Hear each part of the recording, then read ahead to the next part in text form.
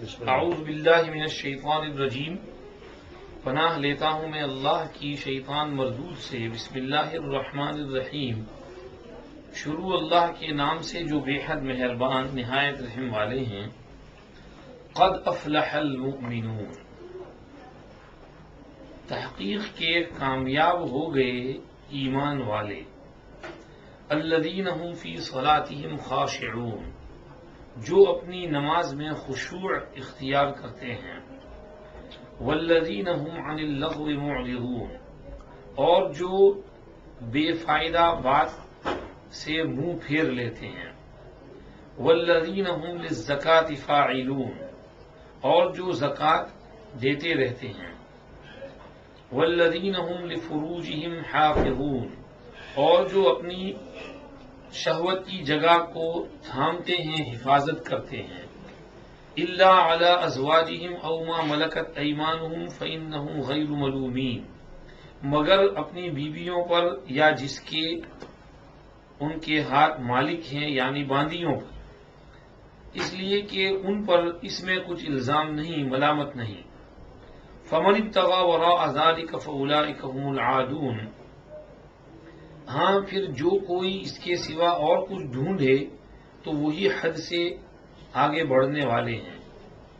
والذین هم لاماناتهم وعہدهم راعون، اور جو اپنی امانت اور اپنے قول و قرار اور پرومس سے خبردار رہتے ہیں، اس کی رعایت اور اس کا لحاظ کرتے ہیں۔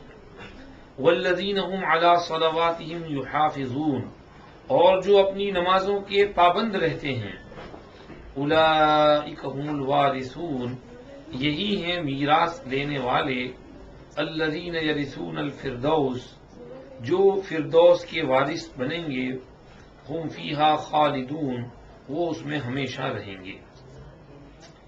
سورہ مومنون شروع ہوئی ہے، اس کی یہ ابتدائی آیات آپ کے سامنے ترجمہ کے ساتھ پیش کی ہیں۔ سورہ مومنون مکی سورت ہے، اس میں 118 آیتیں اور 6 رکوع ہیں۔ بڑی فضیلت والی سورت ہے۔ آپ صلی اللہ علیہ وسلم ایک موقع پر نماز میں اس کی تلاوت فرما رہے تھے۔ تلاوت کرتے کرتے اس کے تیسرے رکوع میں حضرت موسیٰ اور عیسیٰ علیہ السلام کا تذکرہ آتا ہے، وہاں تک پہنچے تو کھانسی نے زور کیا تو آپ صلی اللہ علیہ وسلم نے وہیں رکوع فرما دیا۔ اس سے معلوم ہوا نماز میں اس کی تلاوت کرنا آپ صلی اللہ علیہ وسلم سے منقول ہے کہ حضور کو یہ سورت اچھی لگتی تھی، نماز میں پڑھتے تھے۔ حالانکہ بڑی سورت ہے، تقریباً آدھے پارے کی سورت ہے، مگر فجر کی نماز میں آپ صلی اللہ علیہ وسلم لمبی سورت تلاوت کرتے تھے، تو یہ تلاوت فرما رہے تھے آپ صلی اللہ علیہ وسلم اس کی فضیلت کی وجہ سے۔ اور جیسا کہ بتایا تھا، عملیات کی کتاب میں بعض عاملین نے اپنا تجربہ لکھا کہ کسی کو شراب، ہیروئن، کوکین، ڈرگز وغیرہ کی عادت پڑی ہو تو اس کو تھوڑا سا گلاب کا پانی لیں، اس میں تھوڑا زعفران ملائیں، مکس کر کے اس کا کلر پیلا ہو جائے تو لکڑی کے قلم سے اس کو لکھیں، پوری صورت لکھیں اور لکھ کر کے اس کو پلائیں، تو انشاءاللہ اس کی برکت سے اس کی وہ بری عادت چھوٹ جائے گی۔ یہ عاملین نے اپنا تجربہ لکھا ہے، کسی نے پلایا ہوگا، اس کو یہ فائدہ محسوس ہوا تو یہ لکھتے ہیں۔ اور اس طرح کے تجربات میں کوئی حرج نہیں، اس کے لیے قرآن اور حدیث میں کسی آیت کا ہونا یا حدیث کا ہونا ضروری نہیں ہے، یہ اپنا ایکسپیرینس ہے۔ سورہ فاتحہ سر پر ہاتھ رکھ کر پڑھائی اور سر درد چلا گیا تو یہ تجربہ ہے، مجھے ہوا تو میں نے آپ کو سکھایا، آپ نے ان کو سکھایا، تو یہ تجربات کی چیز ہے۔ تو اس صورت میں قرآن پاک میں شفا کا ہونا یہ تو بے شک منصوص ہے، تو اگر اس کو لکھ کر پلائیں ہو سکتا ہے اللہ اس کے دل کو شفا نصیب فرمائے اور اس کی اس بری عادت اور بیماری کو اللہ دور فرمائے۔ بہرحال سورت بڑی عظیم سورت ہے۔ یہ سورت اتری ہے اس وقت بھی، روایت میں آتا ہے، ابن کثیر رحمۃ اللہ علیہ نقل کرتے ہیں، نبی کریم صلی اللہ علیہ وسلم ہمارے درمیان تشریف فرما تھے اور آپ صلی اللہ علیہ وسلم پر جب وحی اترنی شروع ہوتی تو آپ صلی اللہ علیہ وسلم پر ایک غنودگی سی طاری ہو جاتی، جیسے مراقبہ میں چلے جاتے ہیں، آنکھیں بند کر لیتے ہیں، تو حضور بھی سر جھکا لیتے، صحابہ بھی سر جھکا لیتے، اور آپ کے پاس ایک بھنبھناہٹ کی آواز آتی ہے، ہمنگ نوائز، ہم کو بھی سنائی دیتا کہ یہ کوئی آواز آ رہی ہے. تو آپ صلی اللہ علیہ وسلم پر ایک دم وہ وحی والی کیفیت طاری ہوئی. تھوڑی دیر کے لیے سر جھکایا, ہم نے بھی وہ آواز سنی. اس کے بعد آپ صلی اللہ علیہ وسلم سے وہ کیفیت دور ہوئی تو آپ صلی اللہ علیہ وسلم نے ہاتھ اٹھائے, دعا فرمائی, اللہم اکرمنا ولا تہنا, اللہم اعطنا ولا تحرمنا, اللہم زدنا ولا تنقصنا, اللہم ارضنا عنک وارض عنا. اور یہ کلمات کچھ دعائیہ آپ صلی اللہ علیہ وسلم نے پڑھے, اور اس کے بعد فرمایا ابھی ابھی ایک سورت نازل ہوئی ہے, اس میں اللہ رب العزت والجلال کا یہ ارشاد ہے, قد افلح المؤمنون الذین هم فی صلاتهم خاشعون والذین هم عن اللغو معرضون. اور حضور نے سورت تلاوت فرمائی. حضور نے اس میں دعائیہ کلمات میں کہا, اے اللہ تو اللہم اکرمنا ولا تہنا, ہمیں عزت دے اور ہمیں ذلیل اور رسوا نہ کرنا, واعطنا ولا تحرمنا, ہم کو بخشش دے, ہم کو محروم نہ کرنا, اور وآثرنا ولا تؤثر علینا, ہمیں ترجیح دے, ہمارے اوپر کسی کو ترجیح نہ دے, اور وارضنا عنک وارض عنا, ہمیں اپنی طرف سے راضی اور خوش کر دے اور تو ہم سے راضی اور خوش ہو جا. یہ دعائیہ جملے کہہ کر پھر آپ صلی اللہ علیہ وسلم نے یہ الفاظ فرمائے. شاید اس میں ایک اور لفظ رہ گیا ہے, میں دیکھ کر ہی پڑھ دیتا ہوں. ہاں, اللہم زدنا ولا تنقصنا, یہ اللہ ہمیں بڑھا ہمیں گھٹا نہیں, اور اکرمنا ولا تہنا, اعطنا ولا تحرمنا, آثرنا ولا تؤثر علینا, اور ارضنا عنک وارض عنا. یہ کلمات حضور نے پڑھے, اور اس کے بعد فرمایا ابھی ابھی یہ سورت اتری ہے جس میں اللہ رب العزت والجلال کا ارشاد ہے. اس کو پڑھ کر پھر فرمایا لقد انزلت علی 10 آیات من اقامہن دخل الجنہ. یہ 10 آیتیں ایسی ہیں کہ جو ان کو قائم کرے گا وہ ضرور جنت میں جائے گا. یعنی قائم کرنے کے معنی ان پر عمل کرنا, جو ان 10 آیتوں پر صحیح عمل کرے گا اللہ اس کو ضرور جنت نصیب فرمائیں گے. یہ شروع کی ان 10 آیتوں کی طرف اشارہ ہے جو ابھی آپ کے سامنے پڑھی. حضور نے 10 فرمایا, تقریباً 11 ہیں, مگر اب محاورے کے اندر میں کسر حذف کر دیتے ہیں, 11-12 کو 10 بول دے رہے ہیں, کبھی 8-9 کو بھی 10 سے تعبیر کر دیتے ہیں, جو بالکل کلوزسٹ فگر ہو وہ بیان کر دیتے ہیں. تو حضور نے فرمایا یہ 10 آیتیں ہیں جو ان کو پڑھ کر ان پر عمل کرے گا اللہ اس کو ضرور جنت نصیب فرمائیں گے. یہ اس کی فضیلت اس سے سمجھ میں آئی.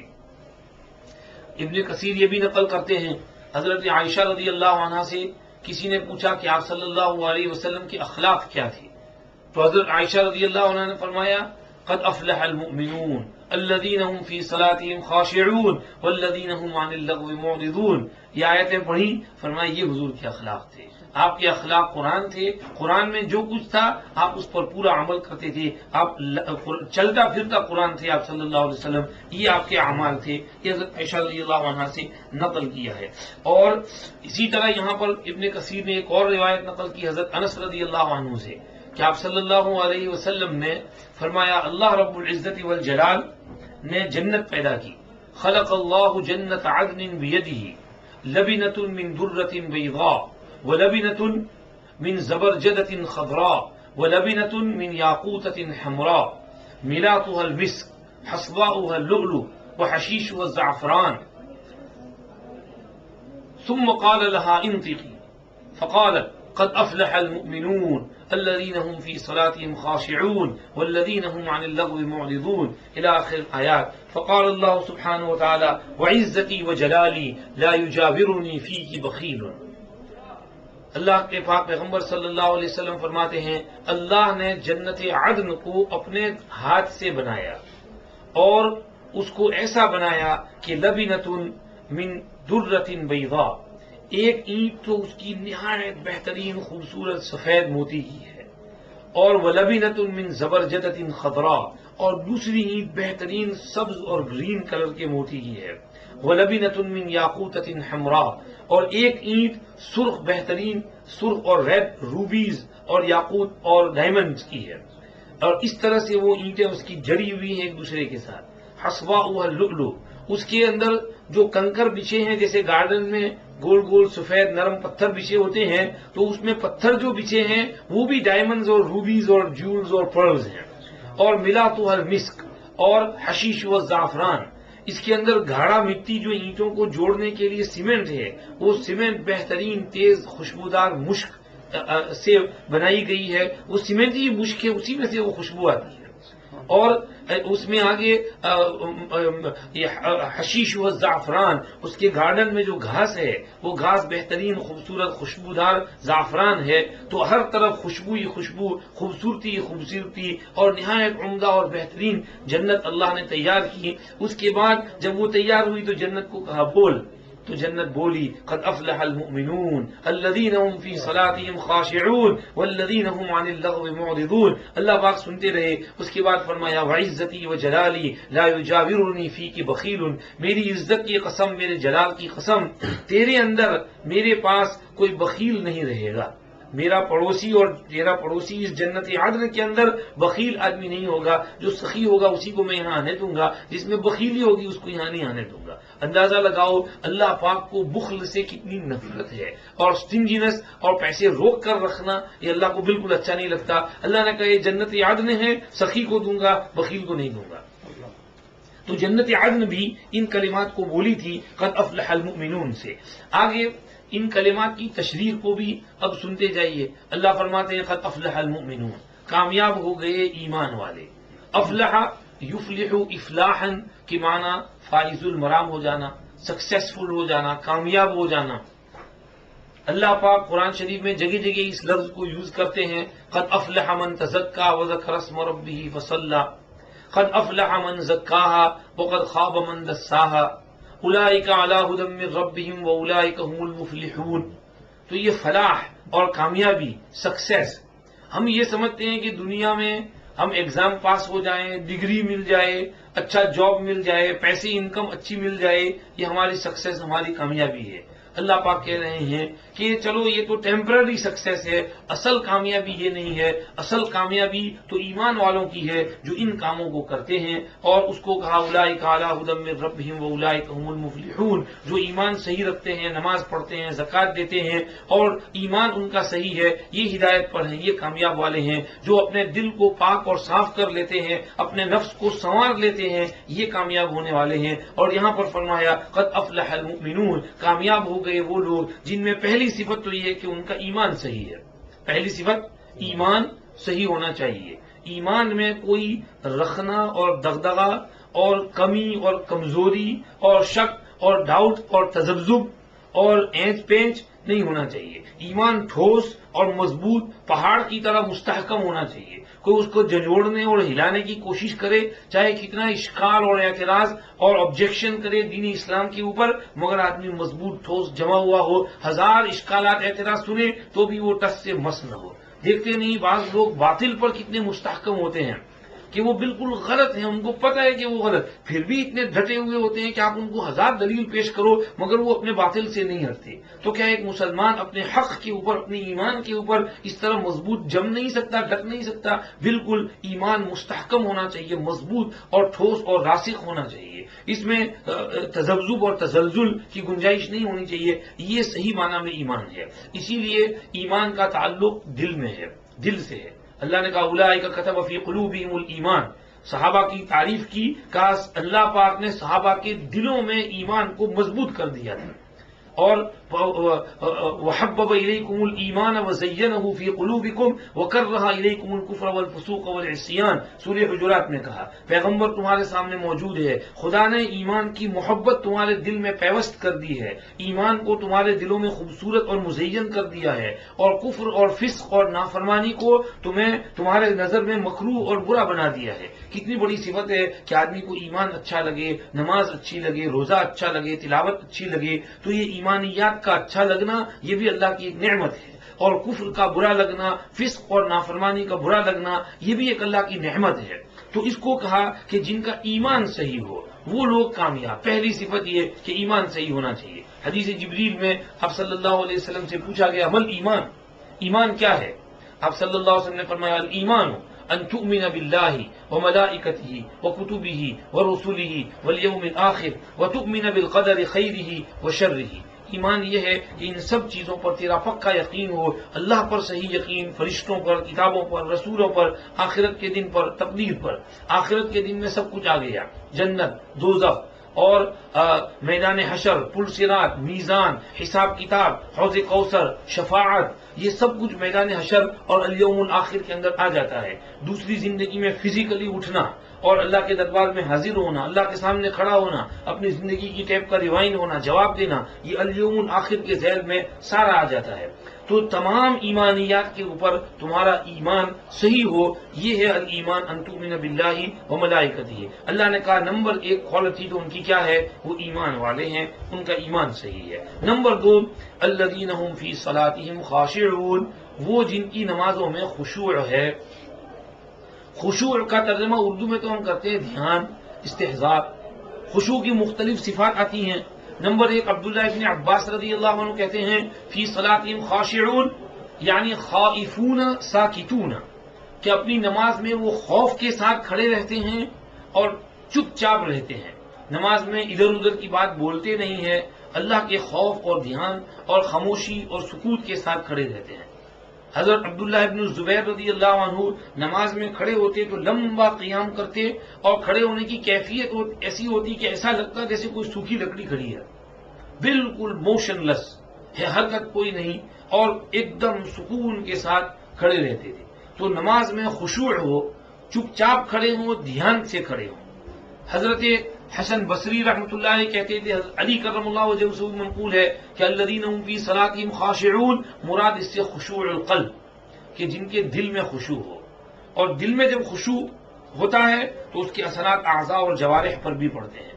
آپ صلی اللہ علیہ وسلم نے ایک شخص کو دیکھا کہ نماز میں اپنی داڑھی سے کھیل رہا ہے، تو آپ صلی اللہ علیہ وسلم نے فرمایا لو خشع قلب هذا لخشعت جوارحه، اگر اس کے دل میں خشوع ہوتا تو اس کے اعضاء اور لمز میں بھی خشوع ہوتا۔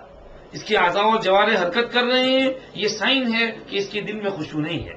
اگر اس کے دل میں اللہ کا دھیان ہوتا، استحضار ہوتا کہ میں کس کے سامنے کھڑا ہوں، میں کیا کر رہا ہوں، میں نماز کے لیے اللہ کے سامنے کھڑا ہوں۔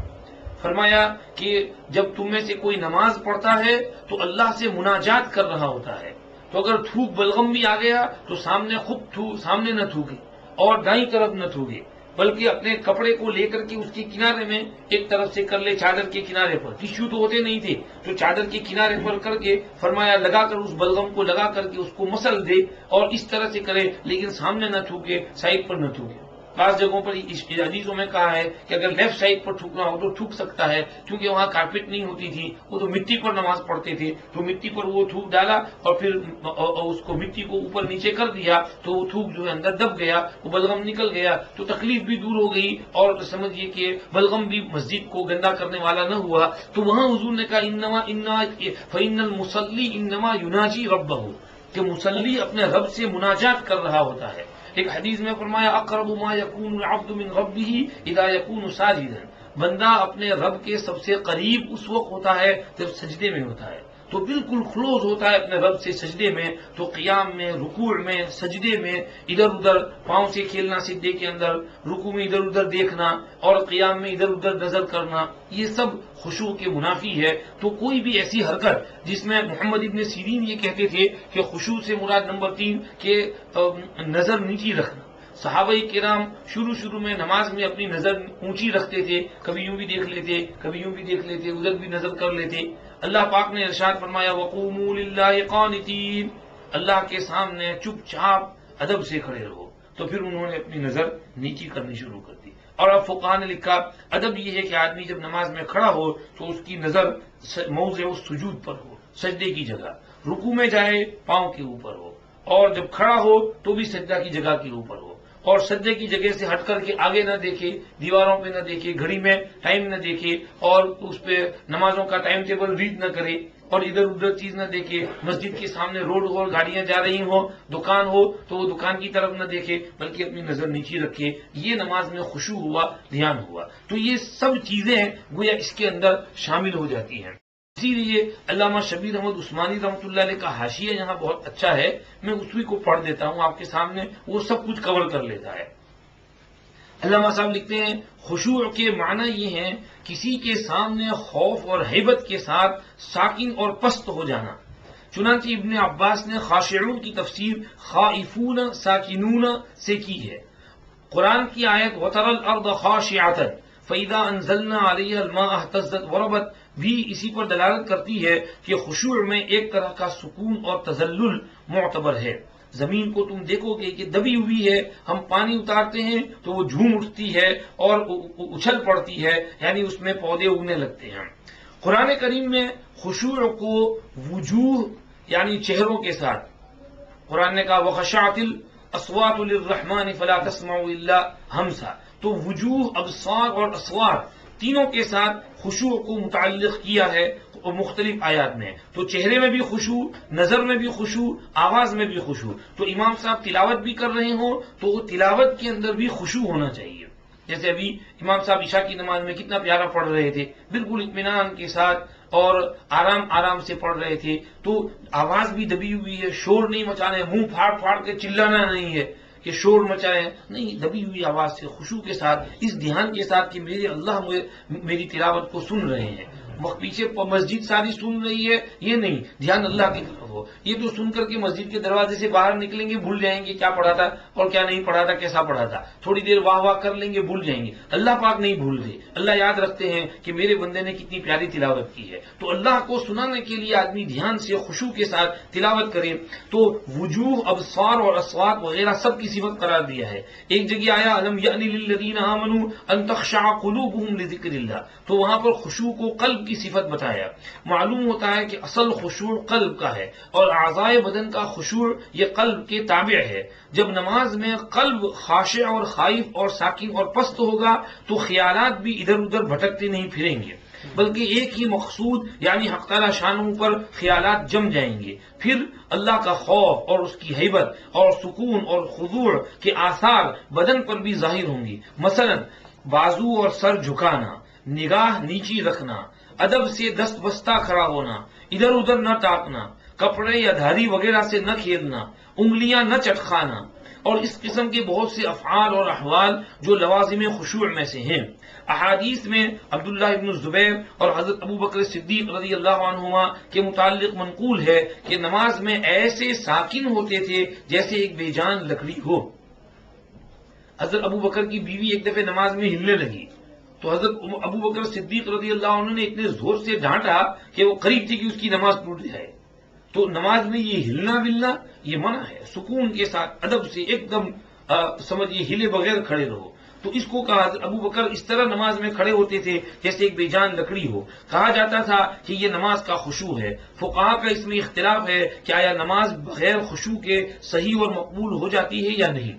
اگر کسی کی نماز میں خشوع نہ ہو تو وہ نماز اللہ کے دربار میں قبول ہوتی ہے یا نہیں، اس میں فقہا کا اختلاف ہے۔ یعنی خشوع آیا فرائض میں سے ہے یا نوافل میں سے ہے، اس میں اختلاف ہے۔ بعض فقہا کہتے ہیں خشوع فرض ہے، لہذا جہاں خشوع نہیں ہوگا وہاں نماز قبول نہیں ہوگی۔ جیسے رکوع، سجدہ، قیام، قرات فرض ہے، اس کے بغیر نماز نہیں ہوتی، تو خشوع کے بغیر بھی نماز نہیں ہوتی۔ لیکن دوسرے فقہا کہتے ہیں خشوع نوافل میں سے ہے اور نماز ہو جاتی ہے، البتہ قبولیت کے لیے اونچے درجے پر نہیں پہنچتی۔ ایک حدیث میں آپ صلی اللہ علیہ وسلم نے ارشاد فرمایا بعض آدمی نماز پڑھتے ہیں اور ان کو نماز کا صرف 10واں ثواب ملتا ہے، کسی کو 9واں، کسی کو 8واں، کسی کو 7واں، 6واں، 5واں، 4تھا، تیسرا، کسی کو آدھا ثواب ملتا ہے۔ بہت کم ایسے ہیں جن کو نماز کا پورا ثواب ملتا ہے۔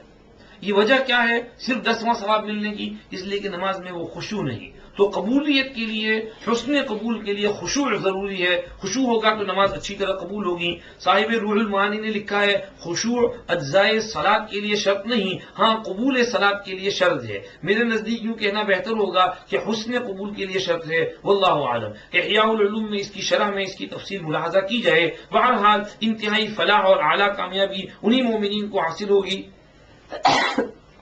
الحمدللہ، یغفر اللہ لنا ولکم، جو خشوع خضوع کے ساتھ نماز ادا کرتے ہیں اور ان اوصاف سے موصوف ہیں جو آگے بیان کیے گئے ہیں۔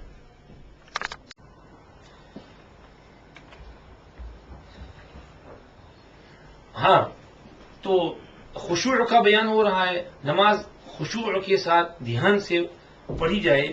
نبی کریم صلی اللہ علیہ وسلم بہت دھیان سے نماز پڑھتے تھے، اسی لیے فرماتے تھے وَجُعِلَتْ قُرَّةُ عَيْنِي فِي الصَّلَاةِ، میری آنکھوں کی ٹھنڈک نماز میں رکھی گئی ہے۔ کیونکہ آپ صلی اللہ علیہ وسلم نماز کی نیت باندھتے تھے اور خشوع خضوع سے پڑھتے تھے، پورا دھیان لگتا تھا نماز میں، تو اس میں ایک عجیب سکون محسوس ہو رہا تھا۔ تو ہم بھی اگر ویسی نماز پڑھنے لگیں تو نماز میں ایک عجیب سکون اور ایک کیف محسوس ہوگا. اور میں یہ کہتا رہتا ہوں کہ یہ نماز کی کیفیت کتابوں میں ملتی ہے، کتابیں لکھی گئی ہیں. جیسے ناصر الدین البانی صاحب نے کتاب لکھی صفت صلاۃ النبی علیہ السلام من التحریمۃ الی التسلیم کانک تراہا. حضور کی نماز کی صفت تکبیر تحریمہ سے لے کر سلام تک گویا تم دیکھ رہے ہو اس کو. تو اس میں انہوں نے حضور کی نماز کی ترتیب بیان کی، لیکن اس ترتیب انہوں نے ایک ہی بیان کر دی، اور ایسا گویا کہ یہی حضور کا طریقہ ہے نماز پڑھنے کا، اور سب طریقے غلط ہیں. اسی لیے مدینہ شریف میں ایک شیخ ہیں، ابھی حیات ہیں، شیخ محمد عوامہ، وہ کہنے لگے کہ یہ جو کانک تراہا جو اس نے کہا ہے یہ بہت بڑا دعویٰ ہے، یعنی گویا یہی حضور کی نماز ہے، اس کے علاوہ اور طرح سے نہیں پڑھی. حالانکہ حضور پاک صلی اللہ علیہ وسلم کی نماز میں اور طریقے بھی ہیں، آپ نے رفع یدین بھی کیا ہے، ترک رفع بھی کیا ہے. آپ صلی اللہ علیہ وسلم نے یہ قنوت جو ہے وتر میں اس طرح سے بھی پڑھا ہے، اس طرح سے بھی پڑھا ہے، اور سلام اس طرح سے بھی پھیرا ہے، اس طرح سے بھی پھیرا ہے. تو یہ مختلف، آمین زور سے بھی کہی ہے، آہستہ بھی کہی ہے. تو یہ نماز میں مختلف طریقے سب حضور سے رائج ہیں. اور ہمارے حضرت نے ایک بڑی پیاری بات فرمائی. حضرت نے فرمایا اللہ کو اپنے نبی کے ساتھ بے حد محبت ہے، تو اللہ رب العزت والجلال نے یہ چاہا، اس کو یہ منظور ہوا کہ میرے نبی کا ہر عمل میری امت، اس کی امت میں رائج ہو. تو نبی میں ایک طبقہ حنفیوں کا پیدا کر دیا کہ جنہوں نے وہ جس طرح حضور نے وہ نماز پڑھی تھی اس کی نقل کی. شوافی کو پیدا کیا، انہوں نے اس طرح سے پڑھی، اور دوسروں کو انہوں نے اس طرح. چھوٹا چھوٹا اختلاف ہوتا ہے رفع یدین کا، اس کا اس کا. چونکہ نبی کا ہر عمل اللہ کو محبوب تھا، اللہ نے قیامت تک کے لیے سب جاری کر دیا، تو سب صحیح ہے. حنفی نماز بھی صحیح، شافعی نماز بھی صحیح، مالکی نماز بھی صحیح. یہ سب اپنی ریسرچ کر کے پڑھتے ہیں، نبی کی محبت میں اس پر عمل کرتے ہیں. تو اس لیے ایک کو دوسرے کی تنقیص نہیں کرنا چاہیے، اور یہ نہیں کہنا چاہیے کہ یہی طریقہ ہے باقی سب غلط ہے. اپنا طریقہ بیان کریں، حنفی طریقہ، ساتھ کہہ دیں کہ یہ بھی درست ہے، یہ بھی کرتے ہیں، دوسرے مذاہب میں یہ بھی ہوتا ہے، تو کوئی پرابلم نہ ہو. تو یہ کتابیں جو لکھی گئی ہیں کہ حضور کی نماز کی صفت، یہ ٹھیک ہے، کتاب قلم کاغذ سے تو ہم نماز پڑھ لیتے ہیں، لیکن نماز کا طریقہ اگر سیکھنا ہو تو صحیح معنی میں کیسے سیکھتے ہیں؟ دیکھ کر. کیونکہ انسان کی فطرت اللہ نے ایسی بنائی ہے کہ وہ نقل کرتا ہے، آبزرو کرتا ہے، دوسروں کو دیکھ کر کے اس کے جیسا عمل کرتا ہے. چھوٹے بچوں کو دیکھ لو، ماں اگر گھر میں مصلی بچھاتی ہے، نماز پڑھتی ہے، تو وہ چھوٹا 2-3 سال کا بچہ جو ہے وہ بھی رکوع کرتا ہے، سجدہ کرتا ہے، اللہ اکبر بولنا شروع کر دیتا ہے. اور اگر خدا نخواستہ ماں باپ گالیاں بکتے ہیں تو وہ بھی گالیاں بکنا شروع کرتا ہے. تو یہ نقل جو ہے یہ تو فطرت میں، ہیومن نیچر میں ہے. تو نماز میں بھی یہ نقل جو ہے صحیح. ہم نے اپنے بڑوں کو دیکھا نماز پڑھتے ہوئے، ہم نے ہمارے حضرت کو دیکھا. کسی زمانے میں ہم جب پڑھنے کے زمانے میں اعتکاف کرتے تھے، اور چھٹیوں میں ہم یہیں رہتے تھے، گھر نہیں جاتے تھے. ادھر پورٹر کیبن تھے اور اس میں حضرت گھر میں ہی رہتے تھے. پھر یہاں پر حضرت کا آنا، ہم لوگ رہتے تھے، کچھ کام کاج کچھ نہ کچھ چلتا تھا، ملفوظات مکتوبات وغیرہ کا. تو حضرت جو ہے ہم روزے رکھتے تھے. مغرب کے بعد افطار کے وقت حضرت ہم کو تو کہتے تم لوگ جاؤ کھانے کے لیے، ہم کو پیچھے بٹھا دیتے، اور حضرت خود لمبی نوافل کی نیت مان لیتے، اور دیر تک لمبی تلاوت کرتے جاتے، ایک دم خاموش چپ چاپ کھڑے ہیں. اور رکوع بھی اطمینان سے، سجدہ بھی بہت پیارا، اور اسی طرح اطمینان سے پھر دعا ہوا، اور اطمینان سے فارغ ہو کر اٹھتے تھے. تو ہم صرف نماز دیکھتے ہوئے ہم کو عجیب کیفیت محسوس ہوتی تھی کہ یہ کیسی پیاری نماز ہے. اور حضرت نے اپنے حضرت کو دیکھا، حضرت شیخ رحمۃ اللہ علیہ کو، کہ حضرت شیخ رحمۃ اللہ علیہ بھی اسی طرح بہت سکون والی نماز پڑھتے تھے، ادب کے ساتھ، دھیان کے ساتھ. حضرت شیخ رحمۃ اللہ علیہ کی نماز میں تو اتنا سکون ہوتا تھا کہ بعض مرتبہ حضرت فرماتے ہیں آپ کے شولڈر کے اوپر کچھ مکھیاں آ کر بیٹھ جاتی تھیں، اور سمجھیے کہ وہ بیٹھی رہتی تھی. حالانکہ مکھی تو ذرا سی حرکت ہو تو چلی جاتی ہے، مگر حضرت کا سکون کتنا ہوگا کہ مکھی یہاں آ کر بیٹھ جائے. ہندوستان میں تو ہوتا ہے. حضرت رحمۃ اللہ علیہ رمضان کے مبارک مہینے میں چاش کے لیے 9-10 بجے اٹھ جاتے تھے، ساری مسجد سوئی ہوئی ہے، تو حضرت مسجد کے صحن میں آ کر کے چاش کی نماز شروع کر دیتے تھے. تو وہاں پر چونکہ صحن میں نماز پڑھ رہی ہوتی تھی، اوپن ایریا ہوتا تھا، تو بعض مرتبہ یہاں کچھ مکھی آ کر بیٹھ جاتی تھی. حضرت فرماتے ہیں کہ ایک دم سکون کے ساتھ حضرت کھڑے ہوتے تھے. کبھی کبھی زور سے یہ جھٹکا لگتا لگتا تو وہ اڑ جاتی تھی. یہ حضرت کی کیفیت ہوتی تھی اطمینان اور سکون والی. اور حضرت شیخ نے اپنے حضرت مولانا خلیل احمد سہارنپوری کو دیکھا, انہوں نے حضرت گنگوئی کو دیکھا. حضرت گنگوئی رحمۃ اللہ علیہ تو تہجد کے لیے اٹھتے تھے تو تنہائی میں اپنے خلوت میں تہجد ادا فرماتے تھے. اور آپ کا انتقال بھی اسی طرح ہوا کہ شہادت اللہ نے آپ کو نصیب کی. تہجد کی نماز میں مشغول تھے, کوئی سانپ زہریلا آیا اور ڈس لیا اور چلا گیا. حضرت کو اس کا احساس بھی نہیں ہوا. استغراق کا یہ عالم تھا دھیان کا. جب حضرت فارغ ہوئے اور فجر کے لیے باہر نکلے, خادم آیا سہارا دے کر کے باہر نکلے تو دیکھا کہ پائجامے پر کچھ خون لگا ہوا ہے. دیکھا یہ خون کیا ہے. پھر محسوس ہوا کہ یہ تو کہیں سانپ نے ڈس لیا ہے اور اس کی وجہ سے یہ خون نکلا ہے. زہر اوپر چڑھ چکا تھا, وہی زہر جو ہے اس کے اثر سے حضرت کا انتقال ہوا. شہادت کی موت اللہ نے نصیب فرمائی. یہ خشوع اور دھیان والی کیفیت ہے. تو ہم نے اپنے اکابر کو دیکھا, انہوں نے اپنے اکابر کو, انہوں نے اپنا اکابر کو. تو یہ نماز بھی سینہ بسینہ چلی ہے, اور یہ صرف قلم کاغذ اور بلیک اینڈ وائٹ کے ذریعے سے نہیں بلکہ اس طرح آبزرو کر کے ہمارے مشائخ کو دیکھ کر کے ہم نے سیکھا ہے. تو یہ طریقہ ہے خشوع کو سیکھنے کا کہ دیکھیں کہ کیسے نماز پڑھتے ہیں اور اس طرح سے پھر دھیان سے نماز پڑھیں. اسی لیے ہم بچوں کو بھی کہتے ہیں کہ یہاں سے فارغ ہو کر جائیں تو وہ باہر جا کر لوگ طرح طرح کی نئی نئی چیزیں شروع کر دیتے ہیں. تو نئی نئی حرکتیں نہ کرنا. اپنے مدرسے میں اپنے اساتذہ اور مشائخ کو جس طرح نماز پڑھتے دیکھا, جو معمولات ان کے دیکھے, اسی پر قائم رہنا کہ ہمارے حضرت اس طرح پڑھتے تھے, ہم اسی طرح پڑھیں گے. یہی ہے, ٹھیک ہے, ہم نے حضرت کو یوں کرتے ہوئے دیکھا ہے. تو باقی ہاتھ ہلانا شروع کر دینا, سر ہلانا شروع کر دینا. ہمارے یہاں کوئی ایسا دیہاتی عرب آیا, وہ نماز میں ذرا سر ہلایا تو دوسرے دن ایک بڑے میاں نے بھی سر ہلانا شروع کر دیا. میں نے کہا یا اللہ, اب یہ دیکھیے وہ کوئی علامہ اور مفتی تھوڑی تھا, وہ کوئی عرب تو عرب تھوڑی, عرب ہونا عربی جاننا یہ کوئی مفتی اور علامہ ہونے کی نشانی تھوڑی ہے کہ اس کی نقالی شروع کر دیں. نہیں, جو ہمارے علماء صلحاء مشائخ اللہ ہیں تو ان کی ہم نقل کریں گے, ان کی طرح سے نماز پڑھنے کی کوشش کریں گے. اور یہ چیز ہے. ویسے یہ تو ہم نے دیکھا, پڑھ لیا ساری تفسیر. خشوع کس کو کہتے ہیں, کس طرح نماز پڑھنی چاہیے. ہم اپنے خشوع کو دیکھیں. ہمارے زمانے میں جو مصلی ہیں ان کے خشوع کا کیا حال ہے. جیسا کہ ابھی بتایا, اللہ معاف کرے, بعض لوگ نماز میں موبائل کا ٹیکسٹ میسج چیک کرتے ہیں. اگر نماز میں میسج آیا تو نماز ہی میں یوں کر کے چیک کر لیتے ہیں, اچھا پھر رکھ دیتے ہیں. اور فون آیا تو فون بھی دیکھ لیتے ہیں کس کا ہے. اور وہاں پر سعودی عرب میں مکہ شریف میں کوئی عرب نماز پڑھ رہا تھا, وہاں سے کوئی صاحب گزر رہے تھے, انہوں نے دیکھا کہ اس کا فون رنگ ہوا تو نماز ہی میں اس نے یوں کر کے موبائل نکالا اور یوں گرین بٹن دبایا, انا فی الصلاۃ, اور رکھ دیا اس کو. نماز بھی اس کی چالو ہے کہ میں نماز پڑھ رہا ہوں, میں بعد میں فون کروں گا, اور نماز بھی چالو. حالانکہ نماز میں کھانے سے ٹوٹ جاتی ہے نماز, پینے سے نماز ٹوٹ جاتی ہے. چوئنگ گم کوئی منہ میں رکھ کر نماز پڑھے تو اس کی نماز نہیں ہوتی, فاسد ہو جاتی ہے. کوئی نماز میں کچھ پیوے تو نماز ٹوٹ جاتی ہے. نماز میں چلے پھرے تو نماز ٹوٹ جاتی ہے. تو اسی طرح نماز میں باتیں کرے تو بھی نماز ٹوٹ جاتی ہے. سلام کا جواب دے تو بھی نماز فاسد ہو جاتی ہے. بلکہ کوئی باہر چھینک کھائے اور اس کو آپ یرحمک اللہ کہیں تو بھی آپ کی نماز ٹوٹ جائے گی.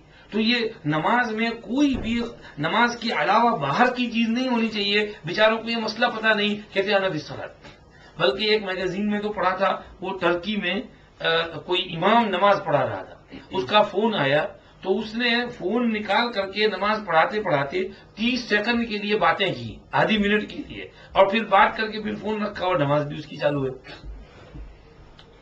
تو یہ جہالت کی حد ہو گئی کہ اتنا بھی نہیں پتا ہے کہ کلام فی الصلاۃ سے نماز ٹوٹ جاتی ہے. تو نماز میں خشوع ہمارا بہت نیچے گر گیا ہے. ہمیں اس پر توجہ دینی چاہیے, دھیان دینا چاہیے. نماز سیکھنی چاہیے, کیا چیز الاؤڈ ہے کیا نہیں, اور کس طرح دھیان سے نماز پڑھنا چاہیے, اور کس چیز سے نماز کا دھیان ختم ہو جاتا ہے, اللہ ناراض ہوتے ہیں, نماز قبول نہیں ہوتی ہے. یہ اللہ پاک نے پہلی صفت بیان کی, الذین هم فی صلاتہم خاشعون, کہ جن کی نماز میں خشوع پایا جاتا ہے, وہ نہایت ادب سے جھک کر دھیان سے استحضار کے ساتھ اللہ کا خوف سامنے رکھتے ہوئے نماز پڑھتے ہیں.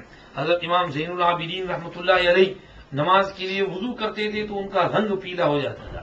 کوئی پوچھتا کہ کیا بات ہے, کہتے پتہ نہیں کس کے سامنے کھڑا ہونا ہے, رب العالمین, احکم الحاکمین, شہنشاہ مطلق, ساری دنیا کے خالق مالک کے سامنے ہم کھڑا ہونے جا رہے ہیں.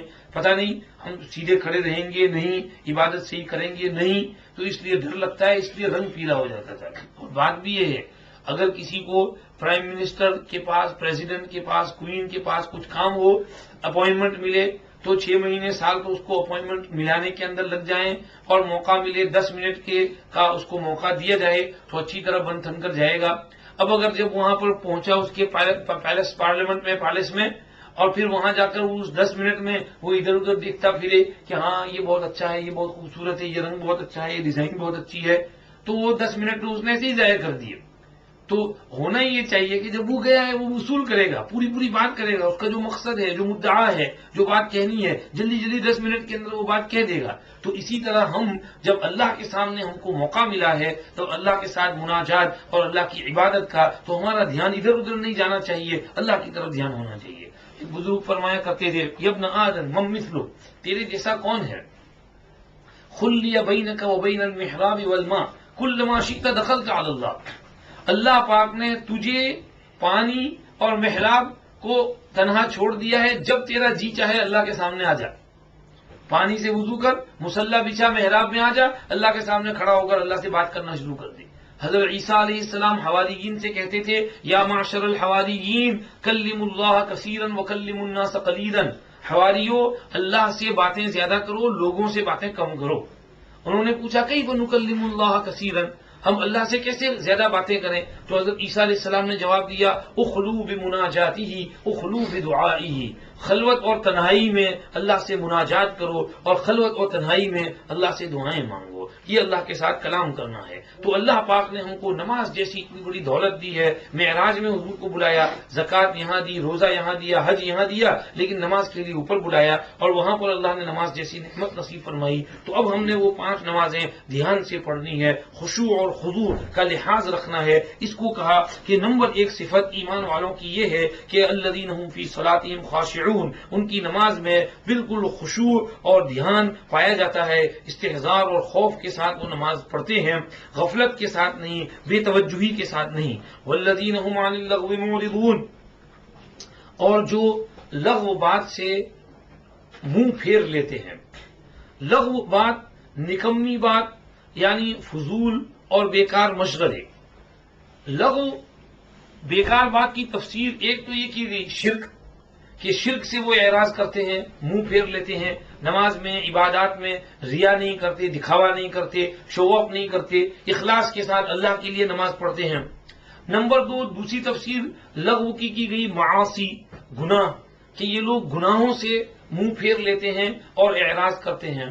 اور نمبر 3 لغو سے مراد ہر وہ چیز جو اللہ سے ہٹانے والی ہو اور جس کا اللہ سے اور کوئی لینا دینا اور تعلق نہ ہو، اس سے وہ منہ پھیر لیتے ہیں۔ دوسری جگہ اللہ نے کہا وَإِذَا مَرُّوا بِاللَّغْوِ مَرُّوا كِرَامًا، جب وہ لغو سے گزرتے ہیں تو وہاں پر کریم اور شریف بن کر گزر جاتے ہیں، لغو بات کی طرف، نکمی اور بیکار چیز کی طرف دھیان نہیں دیتے، یہ بے فائدہ چیز ہے، کیا اس میں ٹائم ویسٹ کرنا، چھوڑو اس کو، اپنا کچھ کام کرو، کچھ اپنا وصول کرو۔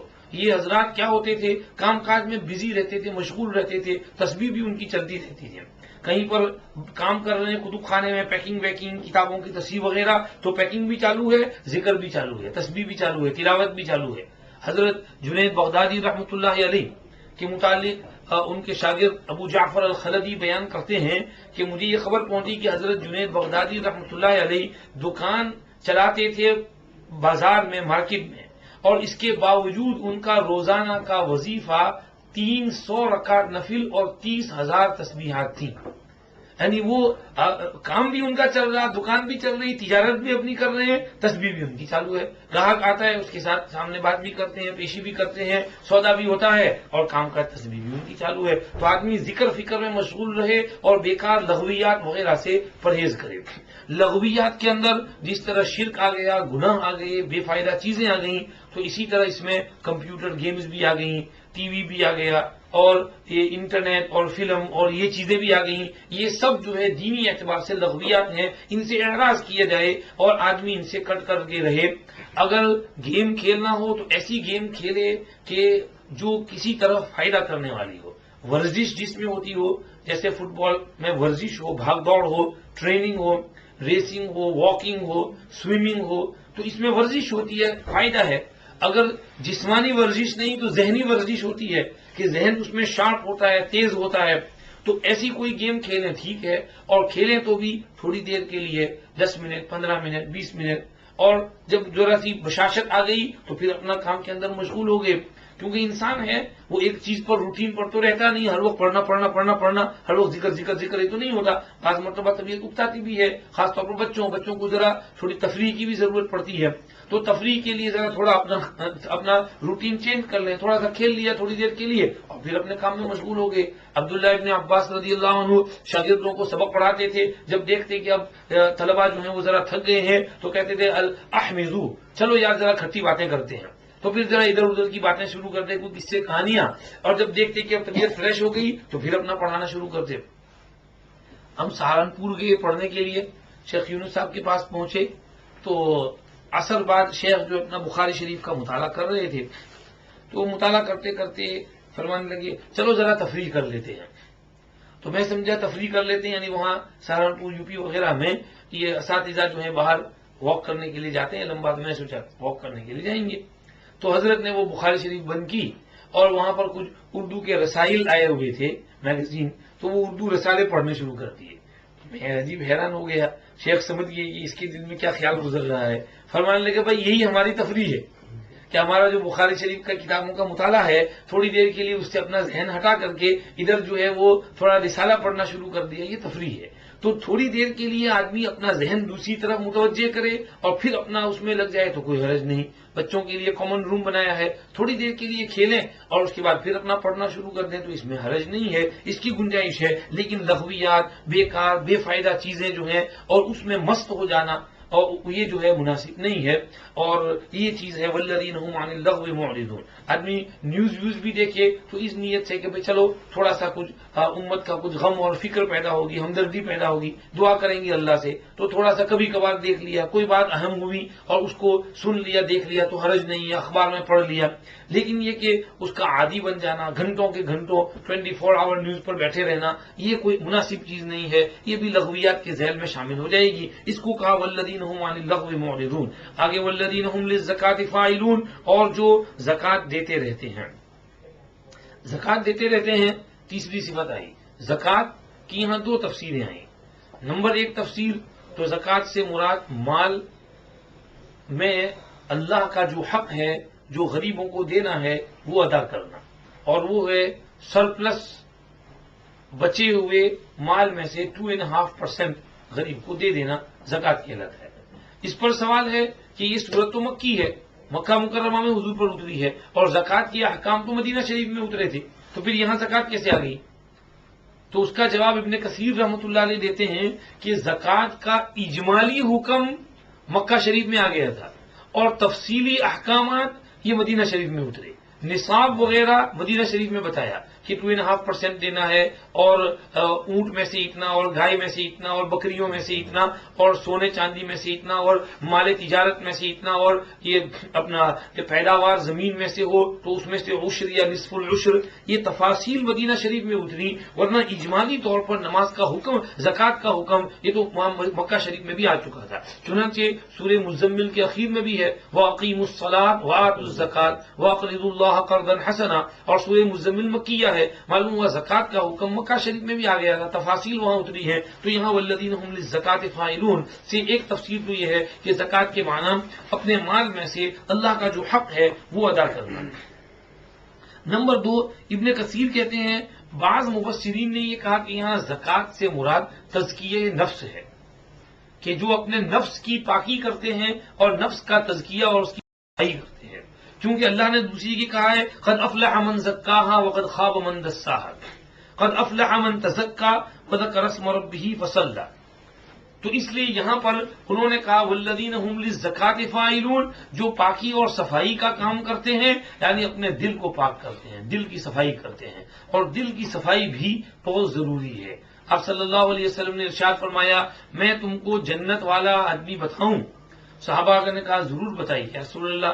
ارشاد فرمایا کل صدوق اللسان مخموم القلب، ہر وہ شخص جس کی زبان سچی ہو اور جس کے دل کو جھاڑو دیا ہوا ہو، سویپ کر کے ویکیوم کر دیا ہو۔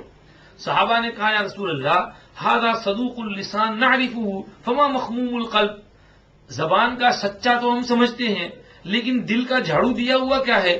تو حضور نے فرمایا هو التقی النقی الذی لا اثم فیہ ولا بغی ولا غل ولا حسد، جھاڑو دیا ہوا دل وہ ہے کہ جس دل میں تقوی ہو، اللہ کا خوف ہو، النقی صاف ہو، کلین ہو، الذی لا اثم فیہ جس میں گناہ کرنے کا شوق نہ ہو، ولا بغی جس میں کسی پر ظلم کرنے کا خیال نہ آئے، ولا حسد اور اس میں کسی پر حسد نہ ہو، ولا غل اور کسی کی طرف سے کینہ اور میل نہ ہو. تو جو ان بیماریوں سے صاف ہو وہ دل مخموم القلب ہے، اور ایسا صدوق اللسان اور مخموم القلب شخص جنت کے اندر جائے گا. یہ حضور نے ارشاد فرمایا. تو یہ یہاں پر کہا ہم للزکاۃ فاعلون، جو اپنے دل کی صفائی کرتے ہیں اور دل کو کلین رکھتے ہیں، اور اس کے لیے محنت کرنی پڑتی ہے. صوفیہ کے یہاں جاتے ہیں، ذکر فکر کرتے ہیں، مجلسوں میں بیٹھتے ہیں، اہل اللہ کی صحبت اختیار کرتے ہیں، تب جا کر کے یہ دل کلین ہوتا ہے. اس کو کہا، یہ دوسری تفسیر آئی. علامہ عثمانی رحمۃ اللہ علیہ یہاں پر بہت اچھی بات کہہ رہے ہیں. پھر میں یہاں بھی ان کا حاشیہ پڑھ دیتا ہوں. ہم عن اللغو معرضون میں تو فرماتے ہیں یعنی فضول اور بیکار مشغلوں میں وقت ضائع نہیں کرتے. کوئی دوسرا شخص لغو اور نکمی بات کہے تو بھی ادھر سے منہ پھیر لیتے ہیں. ان کو وظائف عبودیت سے اتنی فرصت ہی نہیں ہوتی کہ ایسے بے فائدہ جھگڑوں میں اپنے کو پھنسائیں. یہ تو لغو کی تفسیر ہوئی. ہم للزکاۃ فاعلون فرماتے ہیں یعنی ان کی عادت ہے کہ ہمیشہ زکوٰۃ ادا کرتے رہتے ہیں. ایسا نہیں کہ کبھی زکوٰۃ دی اور کبھی نہ دی. اسی لیے غالباً اللہ نے یؤدون الزکاۃ کے لفظ سے ہٹ کر للزکاۃ فاعلون والی ترکیب اختیار کی، یعنی جس میں استمرار اور دوام چل رہا ہے کہ ہر سال برابر دیتے ہیں زکوٰۃ. گویا یہ بتلا دیا کہ زکوٰۃ ادا کرنا ان کا مستمر اور دائمی عمل ہے، ہمیشہ برابر زکوٰۃ دیتے ہیں.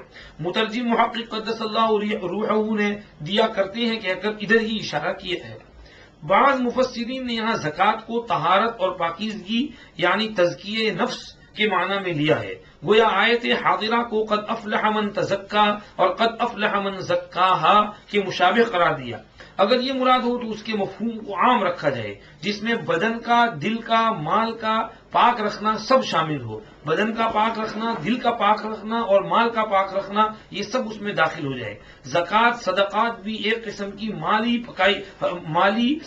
پاکیزگی اور تطہیر ہے. اللہ نے کہا ہے خذ من اموالہم صدقۃ تطہرہم وتزکیہم بہا، یعنی ان کے مال سے آپ صدقہ لے لیجئے کہ اس صدقہ سے ان کو آپ پاک کریں گے اور ان کو صاف کریں گے. یہ کہنا بس یہ تو ہو گیا. تو اس سے معلوم ہوا کہ زکوٰۃ سے بھی صفائی ہوتی ہے. آگے اشکال کا جواب دے رہے ہیں. یہ کہنا کہ یہ آیت مکی ہے اور مکہ میں زکوٰۃ فرض نہ ہوئی تھی، ابن کثیر نے اس کا جواب دیا ہے کہ اصل زکوٰۃ کی مشروعیت مکہ میں ہو چکی تھی اور اس کی مقادیر اور نصاب وغیرہ کی تشخیص مدینہ پہنچ کر ہوئی. تو اس میں سب کچھ آ گیا ہے. یہ ہوا والذین هم للزکاۃ فاعلون. آگے والذین هم لفروجہم حافظون انشاءاللہ نیکسٹ میں پڑھیں گے تاکہ ذرا دھیمے دھیمے سب کچھ آرام سے کور ہو جائے. انشاءاللہ بہت اچھا. من الشیطان الرجیم، پناہ لیتا ہوں میں اللہ کی شیطان مردود سے. بسم اللہ الرحمن الرحیم، شروع اللہ کے نام سے جو بے حد مہربان نہایت رحم والے ہیں. قد افلح المؤمنون، کامیاب ہو گئے ایمان والے. الذین هم فی صلاتہم خاشعون، جو اپنی نماز میں خشوع رکھتے ہیں، جھکتے ہیں. والذین هم عن اللغو معرضون، اور جو لغو بات سے منہ پھیر لیتے ہیں. والذین هم للزکاۃ فاعلون، اور جو زکوٰۃ دیتے رہتے ہیں. والذین هم لفروجہم حافظون، اور جو اپنی شرمگاہ کی حفاظت کرتے ہیں. الا علی ازواجہم او ما ملکت ایمانہم فانہم غیر ملومین، سوائے اپنی بیویوں کے یا باندیوں کے جن کے ان کے ہاتھ مالک ہیں، کیونکہ اس میں ان پر کوئی الزام اور ملامت نہیں. فمن ابتغى وراء ذلك فاولئک هم العادون، اب جو کوئی اس کے سوا کو تلاش کرے تو وہی حد سے بڑھنے والے ہیں. والذین هم لاماناتہم وعہدہم راعون، اور وہ جو اپنی امانت پر اپنے قول و قرار سے خبردار رہتے ہیں، اس کا لحاظ کرتے ہیں، اس کی پاس رکھتے ہیں. والذین هم علی صلواتہم یحافظون، اور جو اپنی نمازوں کی خبر رکھتے ہیں. اولئک هم الوارثون، یہی ہیں میراث لینے والے. الذین یرثون الفردوس، جو میراث پائیں گے ٹھنڈی چھاؤں کے یا جنت الفردوس کے یا باغ بغیچوں کے. ہم فیہا خالدون، وہ اسی میں ہمیشہ رہیں گے. سورہ مومنون کی شروع کی چند آیتیں ہم نے پڑھی ہیں. پچھلے ہفتے بھی ان میں سے کچھ پڑھا تھا. قد افلح المؤمنون، کامیاب ہو گئے ایمان والے۔ کون سے ایمان والے؟ جن کی نماز میں خشوع ہوتا ہے۔ اللہ پاک نے یہاں 7 صفات بیان کی ہیں، تو ان میں پہلی صفت بیان کی ایمان، دوسری صفت نماز میں خشوع۔ نماز میں خشوع کی تشریح اس وقت کی تھی دھیان، توجہ، اور غفلت اور بے توجہی یہ خشوع کے منافی ہے۔ اگر آدمی بے توجہی اور غفلت کے ساتھ نماز پڑھے اور نماز میں دھاڑی کے ساتھ یوں یوں کھیلتا رہے جیسے بچوں کی عادت ہوتی ہے اور کھجاتا رہے، تو اس کے معنی یہ ہے کہ دھیان نہیں ہے۔ اگر دھیان ہوتا تو بالکل موشن لیس کھڑا رہتا۔ بتایا تھا عبداللہ بن زبیر کیسے کھڑے رہتے تھے۔ عبداللہ بن زبیر کا بلکہ ایک واقعہ لکھا ہے، ایک مرتبہ عبداللہ بن زبیر رضی اللہ عنہ اپنے گھر کے باہر صحن میں کمپاؤنڈ میں نماز پڑھ رہے تھے، چھت پر سے سانپ گرا، پاس میں بچہ سمجھیے کھیل رہا تھا، معصوم بچہ، تو گھر میں شور مچ گیا، سانپ سانپ سانپ سانپ سانپ، جلدی سے کسی مارنے والے کو بلا کر لائے اور اس نے سانپ کو مارا، بچے کو ادھر سے چھڑایا۔ اور یہ حضرت ہیں کہ ان کو پتہ ہی نہیں چلا۔ ان کی نماز ختم ہوئی تو ان کو پوچھا کہ بھئی یہ اتنا سارا شور ہوا آپ کو؟ نہیں، کچھ سنا نہیں، مجھے کچھ پتہ نہیں ہے۔ نماز میں ایسی توجہ کہ ان کو پتہ ہی نہیں کہ کیا ہو رہا ہے۔ اور صحابی کا قصہ آتا ہے، غزوے میں آپ صلی اللہ علیہ وسلم نے ان کو پہرا دینے کے لیے مقرر کیا 2 صحابی کو، اور نیچے ویلی میں صحابہ سو گئے، تو یہ اوپر ذرا چڑھائی پہ تاکہ سب جگہ واچ رہے، دیکھتے رہے۔ تو ان میں سے ایک نے دوسرے کو کہا یار ہم دونوں جاگتے رہے تو خطرہ ہے، دونوں سو جائیں گے، اس کے بجائے بہتر یہ ہے کہ ایک آدمی سو جائے، ایک جاگتا رہے، پھر دوسرا سو جائے اور وہ جاگے۔ اور انہوں نے کہا ٹھیک ہے۔ تو اب اس نے جو ہے ایک ان کا دوست سویا اور انہوں نے جاگتے جاگتے ذرا پہرہ داری کی، پھر نماز شروع کر دی۔ اب نماز شروع کر دی، اتنے میں کوئی دشمن جو ہے وہ دیکھتا ہوا آیا کہ کہیں کوئی غفلت ہو تو پکڑیں، تو دیکھا کہ ایک آدمی کھڑا ہے۔ اس نے سوچا کہ یہ آدمی ہے یا کیا ہے، یہ کافی دیر سے کھڑا ہے اس طرح، کہیں کوئی اور چیز تو نہیں ہے، کچھ شبیہ جیسا جھاڑ جیسا کچھ تو نہیں ہے، انسان ہے یا کچھ اور ہے۔ اس نے کہا تیر مارتا ہوں۔ اس نے تیر مارا تو ان کو تیر لگا، تو تیر کو انہوں نے نکال کے پھینک دیا، نماز پڑھتے رہے۔ اس نے دوسرا تیر مارا، دوسرا بھی نکال کے پھینک دیا، نماز پڑھ، تیسرا تیر مارا، وہ بھی نکال کے الگ کر دیا اور نماز پڑھتے رہے۔ لیکن خون بہت نکل گیا تھا، کمزور ہو گئے تھے۔ جلدی سے رکوع کیا، سجدہ کیا، سلام پھیرا، اپنے ساتھی کو اٹھایا کہ بھائی دیکھو یار کوئی دشمن آیا ہوا ہے، تیر مارا ہے۔ تو جلدی سے بھاگا، تو بھگدڑ مچی، تو اتنے میں وہ دشمن تو بھاگ گیا۔ پھر ان کو پوچھا کہ ارے بھائی یہ تم نے جو پہلا تیر لگا اس کو مجھے نہیں جگا دیا۔ ارے کیا بتاؤں، ایک سورت شروع کی تھی، اس میں ایسا لطف آ رہا تھا کہ نماز چھوڑنے کو جی نہیں چاہ رہا تھا۔ واللہ اگر حضور اور صحابہ کی جان کا خطرہ نہ ہوتا تو میں مر جاتا، لیکن نماز نہ توڑتا۔ لیکن یہ خطرہ تھا کہ میں مر گیا تو حضور کے خطرے میں پڑ جائیں گے، اس لیے میں نے نماز جلدی جلدی پوری کی اور تجھے اٹھا دیا۔ وہ سورت کون سی پڑھ رہے تھے؟ سورہ کہف کی تلاوت کر رہے تھے۔ اندازہ لگاؤ سورہ کہف میں ان کا کتنا دھیان تھا کہ اس کو پڑھتے ہوئے ایسے وہ مست تھے کہ ان کو پتہ ہی نہیں چلا تیر پہ تیر لگ رہا ہے۔ تو یہ وہی جو شاعر کہتا ہے، چوٹ پہ چوٹ کھا کے پی، زخم کے زخم کھا کے جی، چوٹ پہ چوٹ کھا کے جی، زخم پہ زخم کھا کے پی، آہ نہ کر لبوں کو سی، یہ عشق ہے دل لگی نہیں، یہ عشق ہے دل لگی نہیں۔ اللہ سے جب عشق ہو جاتا ہے، محبت اس کی پیوست ہو جاتی ہے، چوٹ بھی کھاتا ہے، زخم بھی کھاتا ہے، آدمی کو اس کا احساس نہیں ہوتا۔ عروہ ابن زبیر رضی اللہ عنہ، ان کو کوئی بیماری ہو گئی، ڈاکٹر نے بولا کہ تمہارا پاؤں کاٹنا پڑے گا، انگوٹھا کاٹتے ہیں، پاؤں کاٹتے ہیں۔ تو کیا کریں، بہت تکلیف ہوگی، انستھیٹک تو تھی نہیں اس زمانے میں کہ بے ہوش کر دیں اور پاؤں کاٹ لیں۔ تو انہوں نے کہا کہ کوئی فکر نہیں، میں نماز شروع کرتا ہوں، نماز میں پڑھنے لگوں گا، تم اپنا کام کر لینا، ڈاکٹر کو بلاؤ، جراحی کر لے اور پاؤں کاٹ لے۔ چنانچہ انہوں نے نماز پڑھنی شروع کر دی، نماز میں ایسے مست ہو گئے کہ وہ ڈاکٹر نے پاؤں کاٹا اور آپریشن اور سرجیکل سب کچھ کیا، ان کو پتہ ہی نہیں چلا، درد محسوس ہی نہیں ہوا، کیونکہ یہ نماز میں ان کا دھیان ایسا لگ جاتا تھا۔ اسی کو حضور کہتے تھے وَجُعِلَتْ قُرَّةُ عَيْنِي فِي الصَّلَاةِ، میری آنکھوں کی ٹھنڈک نماز میں رکھی گئی ہے۔ کبھی کہتے تھے یا بلال ارحنا بالصلاۃ، بلال ذرا آرام کراؤ نماز پڑھا کر، یعنی نماز میں حضور کو آرام ملتا تھا۔ ہم لوگ سوتے ہیں تو ہم کو آرام ملتا ہے، حضور کہتے ہیں بلال نماز پڑھا کر آرام کراؤ، کہ نماز پڑھیں گے تو ہم کو تھوڑی راحت ملے گی، تھوڑا سکون ملے گا۔ تو نماز میں ان کو سکون ملتا تھا، اسی لیے حدیث میں فرمایا وہ انسان کامیاب ہو گیا کہ اس میں فرمایا ذو حظ من الصلاۃ، کہ جو آدمی مرا ایسی حالت میں کہ بہت کم مال ہے اس کا اور بہت کم رونے والے ہیں، اور اس کو نماز کا ایک حصہ حاصل تھا، شوقین تھا نماز کا، دل لگتا تھا اس کا نماز میں، تو ایسا آدمی کامیاب کہ نماز میں دل لگتا ہے، شوق سے پڑھتا رہتا ہے، مال بھی بقدر کفایت اس کے پاس موجود ہے، رونے والے بھی کم ہیں، بہت لمبا چوڑا خاندان بھی نہیں ہے، اور بس اب صوفی صافی زندگی گزار کر اللہ کے یہاں چلا گیا، تو ایسا آدمی کامیاب ہوا. یہ حضور نے ایک جگہ فرمایا. بہرحال نماز میں خشوع اور دھیان اور توجہ جو ہے اس کی بے حد ترغیب وارد ہوئی ہے. خود احادیث میں بھی آپ صلی اللہ علیہ وسلم نے اس کی ترغیب دی. اس کے بعد یہ بھی سمجھیے نماز میں خشوع کے معنی توجہ، دھیان. ایک حدیث میں آپ صلی اللہ علیہ وسلم نے وضو فرمایا، اور وضو کرنے کے بعد فرمایا جو شخص اس طرح وضو کرے جیسے میں نے ابھی وضو کیا، اور اس کے بعد 2 رکعت نماز پڑھے اور ان 2 رکعت میں اپنے نفس سے باتیں نہ کرے.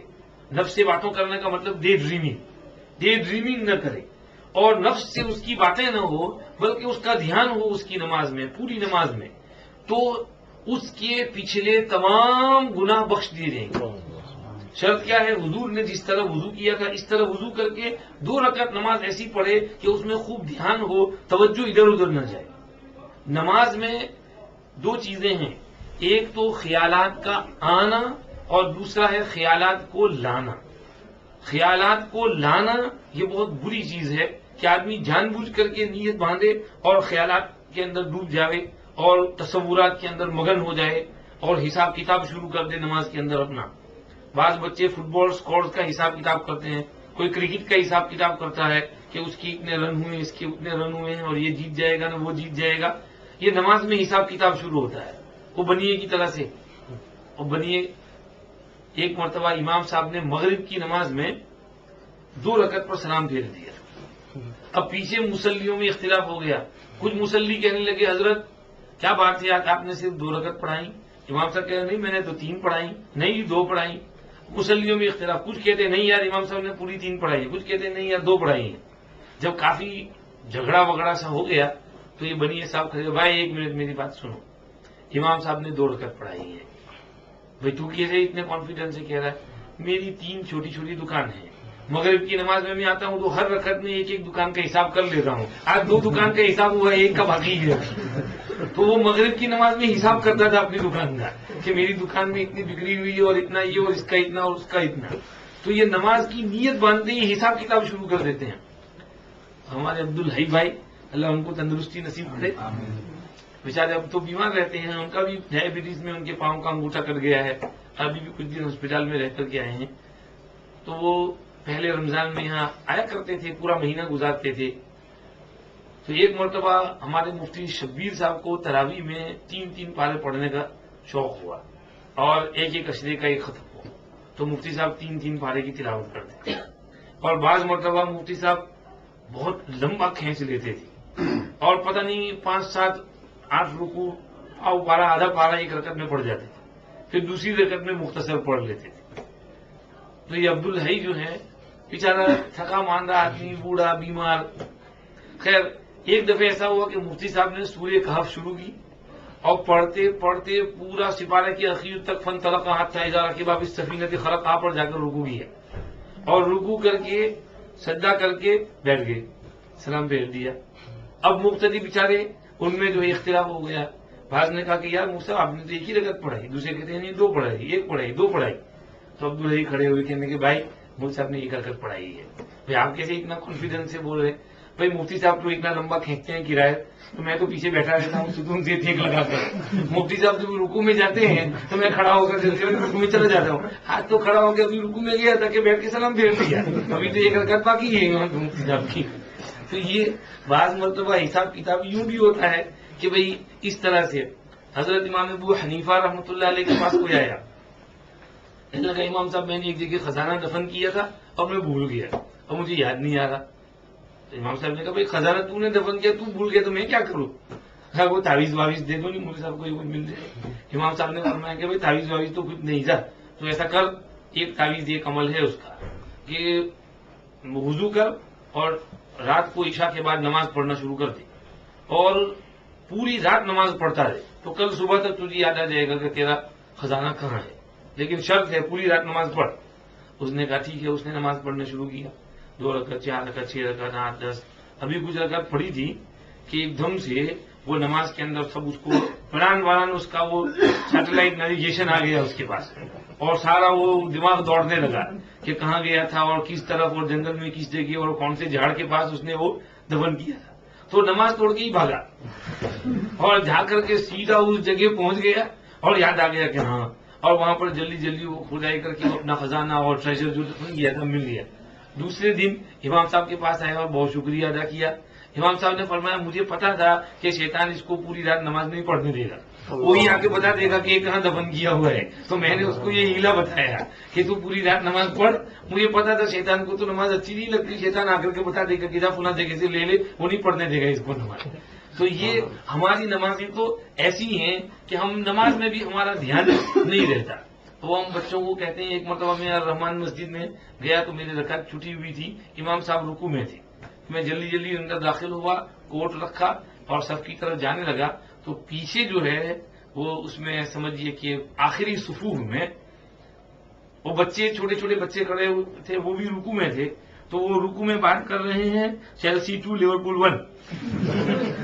یہ میں نے کہا کہ یہ نماز میں بھی ان کا فٹ بال چل رہا ہے کہ حساب کتاب ہو رہا ہے کہ ابھی وہ فٹ بال اسکور دیکھ کر کے آیا ہے، تو اس کا دماغ جو ہے وہ فٹ بال کے اندر گھوم رہا ہے۔ تو میں نے اس وقت یہ سوچا کہ جب یہ معصوم بچے کا یہ حال ہے تو بڑوں کا بھی یہی حال ہوگا، کیونکہ انسان جیسی لائف گزارتا ہے ویسے ہی سمجھیے کہ ہر وقت اس کی زندگی بھی ویسی گزرتی ہے۔ تو اگر ہم لوگ اس میں مست رہتے ہیں تو نماز میں بھی ہمارے تصورات اور خیالات اسی قسم کے آئیں گے۔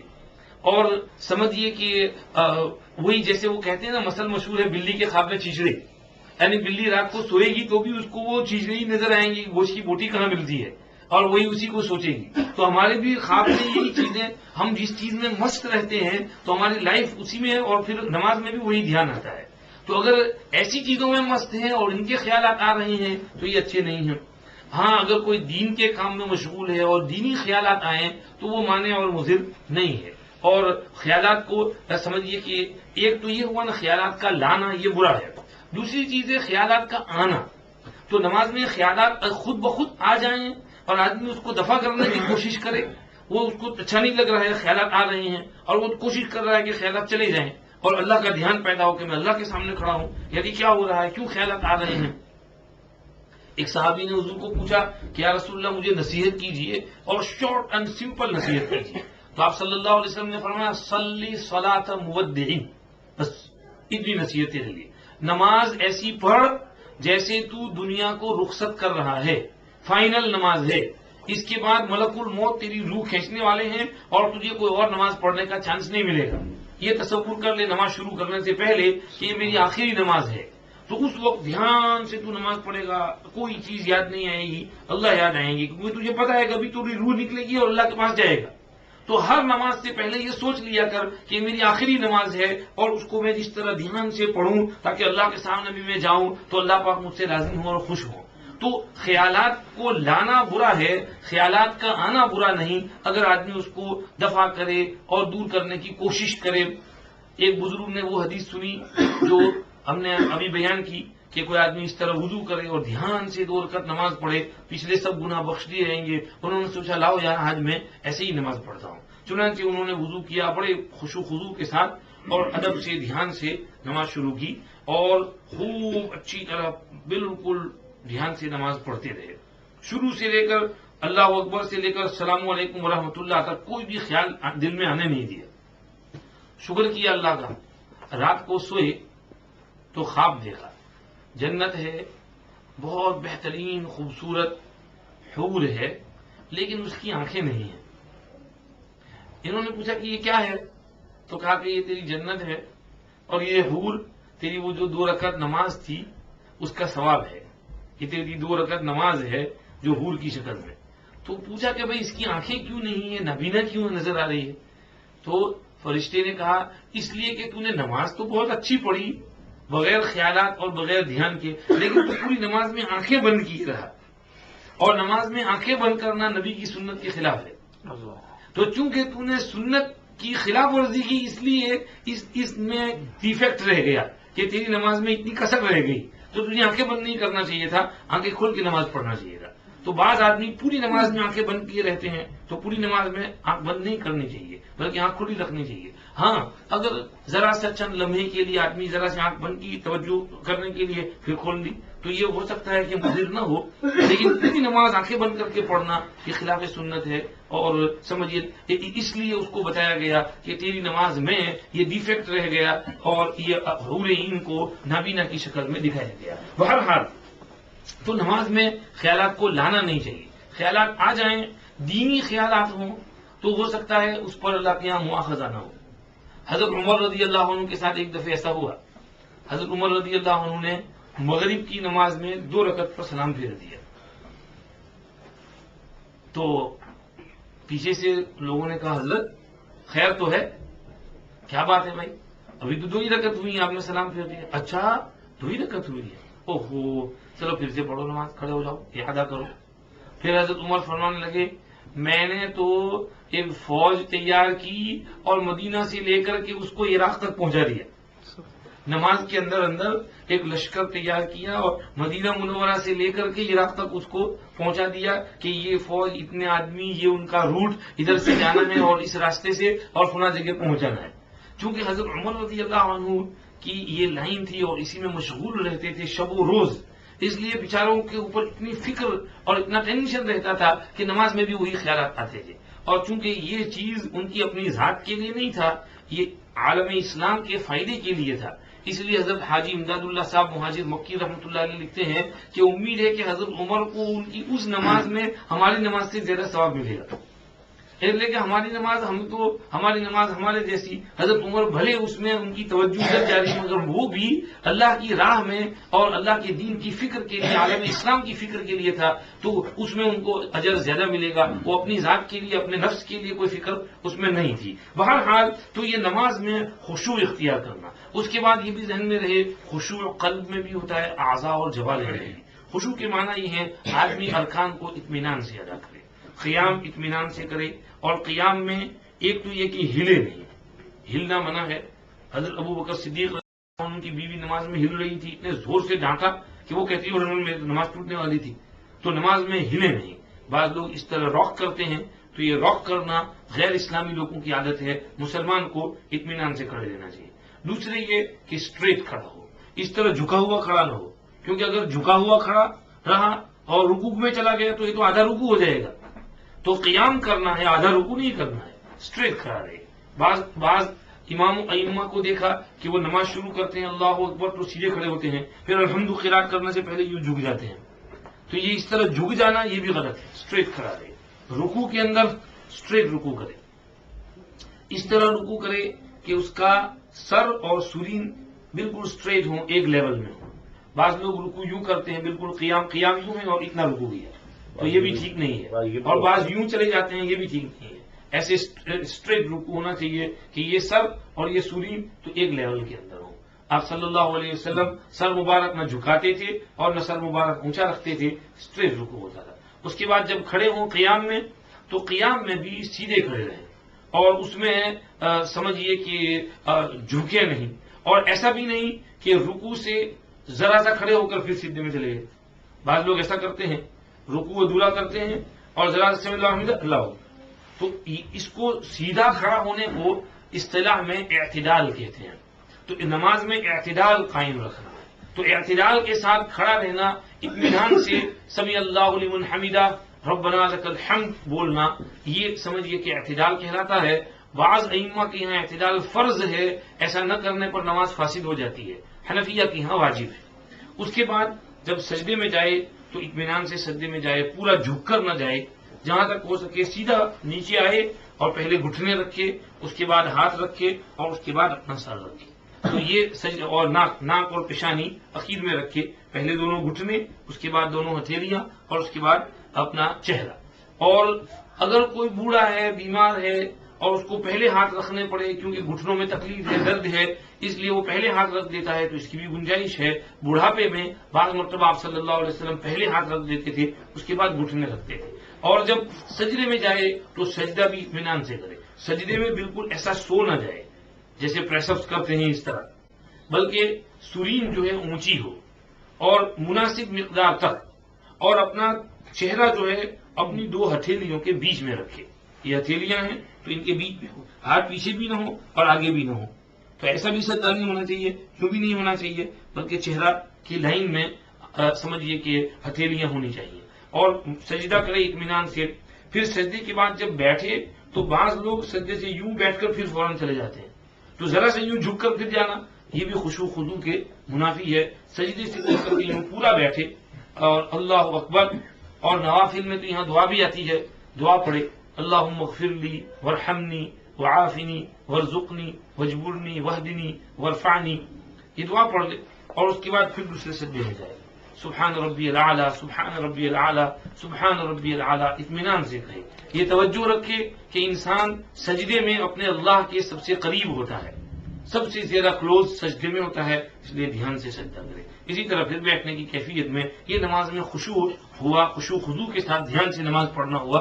اور سمجھیے کہ اگر کوئی یہ ارکان اطمینان سے ادا کرے لیکن موومنٹ فاسٹ کرے تو اس میں حرج نہیں. بعض لوگ موومنٹ جلدی جلدی کرتے ہیں لیکن کھڑے اطمینان سے رہتے ہیں، رکوع اطمینان سے کرتے ہیں، سمع اللہ لمن حمدہ اطمینان سے کرتے ہیں، لیکن جانے میں اٹھنے میں ذرا تیزی کرتے ہیں، جلدی جلدی ہوتی ہے کبھی، تو اس میں حرج نہیں. یہ خشوع کے منافی نہیں ہے. خشوع یہ ہے کہ جو ارکان ہیں وہ ٹھیک سے ادا ہو، یہ گویا کہ طریقہ ہے. جی تو بسم اللہ الرحمن الرحیم بات چل رہی تھی الذین هم فی صلاتہم خاشعون، کہ نماز میں خشوع ہو، توجہ کے ساتھ، دھیان کے ساتھ، ادب کے ساتھ آدمی نماز پڑھے، یہ پہلی صفت ہے. والذین هم عن اللغو معرضون، اور ایسی نماز اللہ کو بہت اچھی لگتی ہے، ایسی نماز پر اللہ بہت انعام دیتے ہیں جس میں دھیان ہو، توجہ ہو. اور والذین هم عن اللغو معرضون، لغویات سے منہ پھیر لیتے ہیں. لغویات سے مراد کیا ہے؟ نمبر ایک تفسیر تو یہ ہے کہ لغو سے مراد بیکار باتیں، بے فائدہ باتیں جس سے ہم کو کوئی کنسرن نہیں ہے. ایک حدیث میں آپ صلی اللہ علیہ وسلم نے فرمایا من حسن اسلام المرء ترکہ ما لا یعنیہ ہے. انسان کے بہت اچھا مسلمان ہونے کی نشانی یہ ہے کہ وہ لایانی چیزیں چھوڑتے ہیں. بھئی جس چیز سے میرا کوئی تعلق نہیں، میرا اس کا مجھ سے کوئی واسطہ نہیں، تو میں کیوں اس کے بارے میں تحقیق کروں اور پوچھ پرچھ کروں، why this and why this and this, اور یہ اٹ ڈزنٹ کنسرن می. تو جو ہم سے متعلق نہیں ہے ایسی بات کی طرف توجہ نہ دینا. اسی طرح لغو بات کے اندر گالم گلوجی اور سے اعراض کرنا، غیبت، جھوٹ، تہمت. اگر کہیں پر غیبت ہو رہی ہو تو ایسی مجلس میں نہ بیٹھنا، وہاں سے اٹھ کر کے چل دینا، کیونکہ وہ لغو ہے. حضرت مولانا انعام الحسن صاحب بانی تبلیغ جماعت کے امیر انتقال کر گئے. ایک مجلس میں مطلب بیٹھے ہوئے تھے اور بھی کچھ دوست احباب بڑے لوگ تھے، تو کچھ غیبت کسی کی شروع ہو گئی تو حضرت مولانا فوراً وہاں سے اٹھ کھڑے ہوئے، میں ذرا چائے بنا کے آتا ہوں. اور پھر گئے، چائے بنانے میں تھوڑا ٹائم لگایا، چائے وائے بنائی، کپ بنا کر اپنے دوستوں کے لیے چائے لے کر آئے. اتنے میں وہ غیبت بھی ہو گئی، ختم ہو گئی تھی. چونکہ وہاں پر کہہ نہیں سکتے تھے تو کم سے کم اتنا تو کیا کہ خود اس غیبت میں شریک نہ ہو، وہاں سے ہٹ کر کے چل دیے. تو لغو بات سے اعراض کرنا، قرآن شریف بھی کہتا ہے اذا مروا باللغو مروا کراما. لغو بات سے جب گزرتے ہیں تو شرافت کے ساتھ وہاں سے چل دیتے ہیں. تو والذین هم عن اللغو معرضون، اس کی ایک تفسیر یہ ہوئی کہ لغو اور بیکار اور لایانی اور فضول چیزوں سے وہ منہ پھیر لیتے ہیں. نمبر دو، دوسری تفسیر امام قرطبی رحمۃ اللہ علیہ نے اس کی نقل کی کہ والذین هم عن اللغو میں لغو سے مراد غنا ہے. غنا یعنی سانگز، گانا بجانا. گانے بجانے سے وہ اعراض کرتے ہیں کیونکہ گانا سننا کوئی اچھی چیز نہیں ہے. نبی پاک صلی اللہ علیہ وسلم نے ایک حدیث میں فرمایا الغنا ينبت النفاق فی القلب کما ينبت الماء البقل. سانگز دل میں ہپوکریسی ایسے پیدا کرتے ہیں جیسے پانی سبزی کو اگاتی ہے، تو یہ بھی دل میں نفاق کو اگاتا ہے. اگر گانے کی عادت پڑ جائے اور گویا بن جائے اور جگہ جگہ سنگر بن کر کے، پاپ سٹار بن کر کے گانے کے لیے جاوے اور کنسرٹ کرے، مسلمانوں کی محفلوں میں، شادیوں میں ناچنے کے لیے، گانے کے لیے جاوے، یا یہ کہ سننے کی عادت پڑ جائے اور اس کی لت لگ جائے اور سنتا رہے تو دھیمے دھیمے دل میں نفاق پیدا ہوگا. نفاق کے کیا معنی ہے؟ نفاق کے معنی یہ ہیں کہ آدمی ظاہر میں کچھ دکھائے اور اندر سے حقیقت کچھ اور ہو، یہ نفاق ہے. تو ایسا ہوگا ظاہر میں مسجد میں بھی آئے گا، نماز بھی پڑھے گا، لیکن دل کے اندر جو ہے وہ دوسری چیزوں کی محبت سمجھیے کہ لگی ہوگی. لوگ سمجھیں گے بہت نیک ہے، صوفی ہے، مگر خلوت میں وہ تنہائی میں اس کو اس کے سننے کی عادت پڑ جائے گی اور اس کو سنتا رہے گا، اس سے یہ نفاق پیدا ہوگا. اس لیے فرمایا کہ گانا سننا اچھی چیز نہیں ہے، اس سے پرہیز کیا جائے. ایک جگہ ایک صاحب سفر میں گئے ہوئے تھے، گھر میں ایک ہی بیٹا تھا، سمجھتے تھے بہت صوفی ہے، نماز بھی پڑھتا ہے، ابھی ینگ تھا. جب وہ گئے ہوئے تھے واپس آئے تو ان کو آنا تھا رات دیر سے، لیکن ذرا جلدی آ گئے 2 گھنٹہ پہلے. تو کیا دیکھتے ہیں کہ گھر میں چابی کھول کر کے اندر داخل ہوئے تو وہ بیٹا جو ہے وہ فل بلاسٹ سانگ سن رہا ہے اور بے تحاشا ناچے جا رہا ہے، کپڑے بھی اتارے ہوئے ہیں، صرف شارٹس پہنے ہوئے ہیں اور بے تحاشا ناچے جا رہا ہے ان سانگز کے ساتھ. تو اب یہ جو گھر میں داخل ہوئے اس کو پتہ ہی نہیں چلا کہ یہ امی ابا گھر میں آ گئے ہیں. اب جب اس نے دیکھا تو اور یہ بھی ہیبت کھا گئی کہ ہمارا بیٹا، ہم تو اس کو نیک سمجھتے ہیں کہ نماز بھی پڑھتا ہے اور نیک بھی ہے اور یہ وہ، اور اس کا تو یہ حال ہے. تو یہ اندرونی زندگی دل میں کوئی بات ہے، اوپر سے کچھ آدمی دکھاتا ہے، یہ نحوست ہے جب اس کو بہت سننے کی عادت پڑ جائے. اس لیے فرمایا کہ غنا اور گانا سننے سے پرہیز کرنا چاہیے. اور سمجھیے کہ اس کی ممانعت اور جگہوں پر بھی آئی. اسلام اور موسیقی، حضرت مفتی شفیع صاحب رحمۃ اللہ علیہ کی کتاب ہے، بہت اچھی ہے، اس میں اس کی وجوہات اور سمجھیے کہ یہ دی ہیں. تو اس سے احتیاط کرنا چاہیے. تو سمجھیے کہ اس کو کہا والذین هم عن اللغو معرضون. قرآن شریف میں جہاں آتا ہے ومن الناس من یشتری لهو الحدیث لیضل عن سبیل اللہ بغیر علم ویتخذها ہزوا، تو وہاں لہو الحدیث کی ایک تفسیر امام قرطبی رحمۃ اللہ علیہ نے گانے سے کی ہے. اس لیے کہ نضر ابن الحارث نامی ایک شخص تھا مشرکین مکہ میں، یہ تاجر تھا، تو یہ تجارت کے لیے روم جاتا، رومن اس کے ایریے میں، اور وہاں سے اچھی اچھی گانے والیاں لاتا اور پھر یہ گانے کا کانسرٹ رکھتا اور پھر مکہ کے مشرکوں کو بلاتا کہ تم محمد کا قرآن سننے کیا جاتے ہو، ادھر آؤ، میری یہ گویی ہیں، ان کا گانا سنو. تو اللہ پاک نے اس کو کہا ومن الناس من یشتری لہو الحدیث لیضل عن سبیل اللہ بغیر علم ویتخذها ہزوا اولئک لهم عذاب مہین. تو اس لیے وہاں اس کی طرف اشارہ ہے. اسی طرح واستفزز من استطعت منهم بصوتک واجلب علیہم بخیلک ورجلک، تو وہاں بصوتک اللہ نے شیطان کو کہا تو اپنی آواز سے جس کو بھڑکانا ہو بھڑکا لے. تو وہاں صوت الشیطان کی تفسیر قرطبی ابن کثیر وغیرہ نے کی ہے گانا بجانا، کہ تو گانے بجانے کے ذریعے کیپٹیویٹ کر لے اور کیپچر کر لے اور اس کو شکار کر لے جس کو تو شکار کرنا چاہے. تو اس لیے یہ اس کے ذریعے سے شکار کرتا ہے، اس لیے اس کو اس کی ممانعت وارد ہوئی ہے. یہاں امام قرطبی رحمۃ اللہ علیہ والذین هم عن اللغو معرضون کی ایک تفسیر یہ کر رہے ہیں کہ وہ گانا بجانے سے اور ادھر ادھر کی چیزوں سے اپنا منہ پھیر لیتے ہیں. علامہ عثمانی رحمۃ اللہ علیہ نے اس کو ایسا رکھا ہے کہ یہ عام ہو جائے اور فرمایا یعنی فضول اور بیکار مشغلوں میں وقت ضائع نہیں کرتے. کوئی دوسرا شخص لغو اور نکمی بات کہے تو ادھر سے منہ پھیر لیتے ہیں. ان کو اللہ کی عبادت اور وظائف عبودیت سے اتنی فرصت ہی نہیں ملتی کہ ایسے بے فائدہ جھگڑوں میں اپنے آپ کو پھنسائیں. وہ سوچتے ہیں یار تھوڑی دیر کچھ تسبیح پڑھ لیں، ذکر کر لیں، یہ بہتر ہے بیکار باتوں سے. بعض مرتبہ بعض آدمیوں کو بحث کرنے کی عادت پڑ جاتی ہے اس مسئلے میں، جی کیا ہے اس میں، آپ کا کیا خیال ہے، آپ کیا کہتے ہیں، اور فضول بحثیں چلتی ہیں. اس میں کوئی فائدہ نہیں، نہ سننے والے کا کوئی فائدہ نہ بولنے والے کا کوئی فائدہ. ایسی بحث کے بجائے ایک تسبیح پڑھ لینا سبحان اللہ والحمدللہ اور استغفار اور لا الہ الا اللہ اور درود شریف، یہ بہتر ہے ایسی بحث اور ایسی ڈبیٹ کے بجائے. تو وہ بھی والذین هم عن اللغو میں شامل ہو جائے گا. آج کل چاند پر بہت بحث چلتی ہیں کہ سعودی کے چاند کا اعتبار ہے یا نہیں. تو اب جو لوگ سمجھیے کہ اس میں ان کو اس سے کنسرن نہیں ہے اور اس میں بحث کرنے کی جن میں صلاحیت نہیں ہے، تو ایسوں کو اس میں بحث نہیں کرنی چاہیے. فضول اس میں بکواس وقت ضائع کرنے کے بجائے تھوڑی دیر قرآن شریف پڑھیں، تھوڑا کچھ اور کریں. خواہ مخواہ کا لڑائی جھگڑا ڈبیٹ مناظرہ اور بحثیں، اور یہ اس سے کچھ حاصل نہیں ہوتا. علماء کا ایک اجتماعی اتفاقی فیصلہ ہے، اس پر عمل کرتے رہو، اسی میں خیر ہے اور بہتری ہے. بہرحال آگے والذین هم للزکاۃ فاعلون، وہ لوگ جو زکوٰۃ کا کام کرتے رہتے ہیں. زکوٰۃ کا کام کرتے رہتے ہیں، بتایا تھا اس کی 2 تفسیریں ہیں.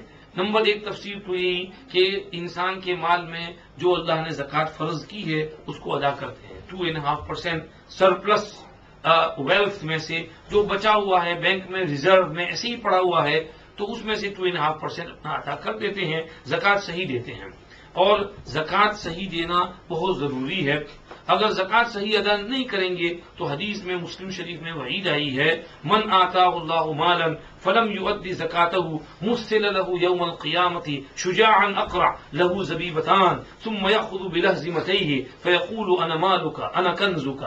جس کو خدا نے مال دیا ہو اور وہ اس کی زکوٰۃ ادا نہ کرے تو قیامت کے روز وہ ایک گنجے سانپ کی شکل میں آئے گا اور وہ اس کو لپٹ جائے گا اور اس کو اپنے منہ سے کاٹے گا اور اس کو بولے گا انا مالک انا کنزک، میں کچھ نہیں، میں تو تیرا مال ہوں، میں تیرا خزانہ ہوں جو تو نے جمع کر کے رکھا تھا۔ اس کو اللہ نے کہا ولا تحسبن الذين يبخلون بما آتاهم الله من فضله هو خيرا لهم بل هو شر لهم، آگے سيطوقون ما بخلوا به يوم القيامة، گلے میں طوق بنا کر پہنایا جائے گا وہ مال جس میں بخیلی کی تھی۔ قرآن شریف میں آیا کہ ایک اور جگہ حضور نے ایک دوسرا عذاب بیان کیا، جو زکوٰۃ نہ دیتا ہو تو اگر سونے چاندی کی زکوٰۃ نہیں دی تھی تو اس سونے چاندی کو قیامت کے روز لایا جائے گا، جہنم کی آگ میں تپایا جائے گا، اور اس مقدار سے پھر جتنی مقدار ہوگی تھوڑی زیادہ تو اس سے اس کو جسم پر داغ دیا جائے گا اور کہا جائے گا یہ تیرا مال ہے اور اسی کا داغ، فتقوا بها جباههم وجنوبهم وظهورهم هذا ما كنزتم لانفسكم فذوقوا ما كنتم تكنزون، یہ کہا ہے۔ تو زکوٰۃ کو صحیح نکالنا یہ بہت ضروری ہے، بہت امپورٹنٹ ہے۔ اور جب آدمی کوئی اپنے مال کی زکوٰۃ صحیح نکال دیتا ہے تو صرف آخرت کا فائدہ نہیں، دنیا کا بھی فائدہ، دنیا میں مال محفوظ ہو جاتا ہے۔ ایک حدیث میں فرمایا داؤ مرضاکم بالصدقہ وحصنوا اموالکم بالزکاۃ، اس طرح کا ہی کلمہ ہے حضور نے او کما قال علیہ السلام، اپنے مردوں کا علاج کرو صدقہ خیرات کے ذریعے اور اپنے مال کو محفوظ کر لو زکوٰۃ صحیح دینے کے ذریعے۔ زکوٰۃ صحیح دو گے تو مال تمہارا محفوظ ہو جائے گا، محفوظ، اور اس کو پھر کوئی چوری ڈکیتی وغیرہ جو ہے اس پر مسلط نہیں ہو سکے گی۔ اور واقعی ایسا ہوتا ہے۔ حضرت شیخ نور اللہ عمر قدہ آپ بیتی میں ایک جگہ لکھتے ہیں کہ جس زمانے میں انگریز کی ہندوستان پر حکومت تھی تو مظفر نگر کے علاقے میں کوئی بڑا انگریز تھا، اس نے بہت سی کوٹھیاں بنا رکھی تھیں اور ان کو کرائے ورائے پر چلاتا تھا۔ ایک مرتبہ وہ اپنی آفس میں بیٹھا ہوا تھا اور کوئی دوڑا دوڑا آیا اور کہا کہ آپ کی کوٹھیاں اور آپ کے مکانات جہاں ہیں اس محلے میں آگ لگی اور آپ کے مکانات گئے، وہاں تو فائر انجن اور تو ایک آگ لگتی تھی پورے محلے کے محلے جل جاتے تھے، تو گئے آپ کے مکانات؟ اس نے کہا نہیں میرے مکان نہیں جل سکتے۔ انہوں نے پھر دوبارہ کہا کہ آگ بہت تیزی سے پھیل رہی ہے، مکانات تک پہنچ گئی ہے، گئے آپ کے مکان؟ انہوں نے کہا نہیں میرے مکان نہیں جلے گی۔ واقعی اللہ کا کرنا کہ وہ قریب آ کر کے آگ خود بخود بجھ گئی۔ اس کو پوچھا گیا کہ تو اتنے کانفیڈنس سے کیوں کہہ رہا تھا کہ میرے مکانات نہیں جل سکتے؟ اس نے کہا کہ میں نے یہ سن رکھا ہے کہ جو شخص مسلمانوں کے طرز پر زکوٰۃ ادا کرے اس کا مال محفوظ ہو جاتا ہے، تو میں مسلمانوں کے طرز پر ہر سال زکوٰۃ ادا کر دیتا ہوں، اس لیے مجھے پتا تھا کہ میرا مال محفوظ رہے گا۔ اللہ اکبر! ایک غیر مسلم کا کتنا یقین ہے زکوٰۃ کے اوپر کہ بھئی اللہ کے نبی نے کہا ہے کہ زکوٰۃ ادا کر دو گے تمہارا مال محفوظ ہو جائے گا۔ تو اگر ہم صحیح زکوٰۃ ادا کریں گے، حساب کر کے پینی پینی ادا کر دیں گے، تو دیکھیے کس طرح ہمارا مال محفوظ ہو جائے گا۔ یہ زکوٰۃ نکالنے کا فائدہ آخرت میں تو اجر ملے گا ہی ملے گا۔ صدقہ کے جو فضائل اور ثواب بیان کیے گئے ہیں، جو آدمی ایک کھجور اور ایک چھوارا بھی اپنے عمدہ اور حلال پاکیزہ مال میں سے صدقہ دے گا تو اللہ کے پیغمبر کہتے ہیں اللہ پاک اس کو دونوں ہاتھ سے ریسیو کریں گے اور اس کے بعد اس کا ثواب بڑھائیں گے بڑھائیں گے بڑھائیں گے۔ جس طرح کوئی شخص اپنے گھوڑی کے بچے کو سمجھیے حفاظت کرتا ہے اور وہ جب پیدا ہوتا ہے تو اس کے بعد اس کی کیئر کرتا ہے، اس کو بڑھاتا ہے، اس کو گرم کپڑے ونٹر میں پہناتا ہے، اچھا خوراک کھلاتا ہے، کیونکہ پتہ ہے یہ بڑا گھوڑا ہوگا تو اس کا کتنا فائدہ ہوگا۔ تو جس طرح وہ اپنے اس بچے کو، اس پھونی کو بڑا کرتا ہے، اللہ پاک اس چھوٹے سے چھوارے کو بڑھاتے ہیں اور بڑھاتے بڑھاتے بڑھاتے بڑھاتے اتنا ثواب دیتے ہیں کہ جبل احد سے زیادہ ثواب ہو جاتا ہے اس کا۔ جب قیامت کے روز وہ آئے گا تو اس کے ترازو میں اس ایک کھجور کا ثواب جبل احد پہاڑ کے برابر ہو جائے گا اور اتنا زیادہ نصیب فرمائیں گے۔ تو اللہ رب العزت والجلال کی دین کا کوئی حساب نہیں، یہ ہماری طرف سے لینے میں کمی ہے، اس کو کہا کہ زکوٰۃ صحیح ادا کرتے رہتے ہیں۔ اور آگے تیسری چیز والذین هم لفروجہم حافظون، چوتھی چیز، تین چیزیں ہو گئیں بلکہ چار ہو گئیں، ایمان، خشوع فی الصلاۃ، لغو سے اعراض، زکوٰۃ برابر ادا کرنا۔ آگے چوتھی پانچویں چیز والذین هم لفروجہم حافظون، جو اپنی شرمگاہ کی حفاظت کرتے ہیں، یعنی ادھر ادھر آوارہ نہیں پھرتے۔ جیسے آج کی کل کے ہی پیپر میں ہے، وہ جو اپسوچ کا مرڈرر 5 لڑکیوں کو ریپ کیا اور اس کے بعد مرڈر کیا، اور کہتا ہے کہ میں نے مرڈر نہیں کیا تھا، میں تو صرف وہ پروسٹیٹیوٹ تھی ان کے ساتھ سویا تھا، مجھے نہیں پتا کس نے مرڈر کیا۔ تو اب جو ہے پروسیکیوشن والے جو ہوتے ہیں، سی پی ایس والے بڑے ہوشیار ہوتے ہیں، بیرسٹر، تو انہوں نے بڑے اچھی طرح سے سب قرائن ورائن لیے اور فورینسک ایویڈنس اور ڈی این اے اور یہ اور وہ، اور اس سے پھر پکڑا۔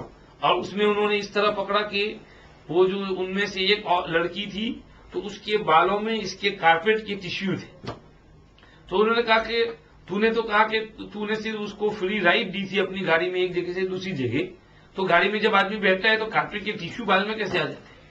اس کا مطلب یہ ہے کہ گاڑی میں تو نے پیچھے اس کو ریپ کیا ہے، سکفل ہوئی ہے، اس کو گرایا ہے، اور اس سے پھر کارپیٹ کے ٹیشو اور اس کے وہ جو فر ہیں وہ اس کے بال میں لگے ہیں، اور اس طرح اور انہوں نے ایویڈنس جمع کیے، کچھ بلڈ اس کی گاڑی میں سے ملا، تو پھر وہ بلڈ کہاں سے آئے؟ تو اس طرح وہ پکڑا گیا ہے، اقرار کیے بغیر چارہ نہیں تھا، تو اب اس کو لائف کی جیل ملی وداؤٹ پروبیشن۔ تو یہ سمجھیے کہ شرمگاہ کی حفاظت نہیں کرتے ہیں اور رنڈیوں کے ساتھ کنجریوں کے ساتھ سوتے رہتے ہیں، عادت پڑ جاتی ہے، پھر اس کا یہی نتیجہ ہوتا ہے کہ بالآخر یہ سمجھیے ریپ بھی ہوتا ہے، اور جب خطرہ ہوتا ہے کہ ریپ میں پکڑے جائیں گے تو پھر قتل بھی کر لیتے ہیں۔ تو اس لیے فرمایا شرمگاہ کی حفاظت کرتے ہیں۔ شرمگاہ کی حفاظت کتنی اہم اور ضروری، اللہ پاک نے صرف شرمگاہ کی حفاظت کرنے کو نہیں کہا، بلکہ اس سے پہلے شرمگاہ سے تک بات پہنچنے سے پہلے بات کہاں سے شروع ہوتی ہے؟ آنکھ سے۔ تو آنکھ کی حفاظت کرنے کو کہا کہ غلط چیز دیکھو ہی مت، پورنوگرافی مت دیکھو، ننگے میگزین مت دیکھو، ننگے فلم مت دیکھو، اور گندی گندی چیزیں مت دیکھو، کیونکہ یہ شہوت بھڑکانے والی چیز ہے، اور شہوت ایسی چیز نہیں کہ اس کو بھڑکایا جائے، وہ تو ایک قدرتی چیز ہے، اللہ نے ایک ضرورت کے لیے انسان کے بدن میں رکھی ہے، جیسے غصہ ہے، بھوک ہے، پیاس ہے، یہ اس لائف کے گزارے کے لیے ضروری ہے، تو شہوت بھی اس گزارے کے لیے ضروری ہے۔ تو جس طرح ہم غصے کو بھڑکاتے نہیں ہیں اور بھوک کو بھڑکاتے نہیں ہیں، تو اسی طرح شہوت کو بھی بھڑکانا نہیں ہے ایسی چیزوں کو دیکھ کر، بلکہ اس کو کنٹرول کرنا ہے، کنٹرول کرنے کا طریقہ سیکھنا ہے۔ اس لیے اللہ نے کہا کہ قل للمؤمنین یغضوا من ابصارہم ویحفظوا فروجہم، ایمان والے مردوں سے کہو نظر نیچی رکھیں، شرمگاہ کی حفاظت کریں، ذالک ازکیٰ لہم، اس سے ان کا دل زیادہ پاک رہے گا۔ نظر نیچی ہوگی، شرمگاہ محفوظ رہے گی تو دل صاف رہے گا، دل میں پاکی رہے گی۔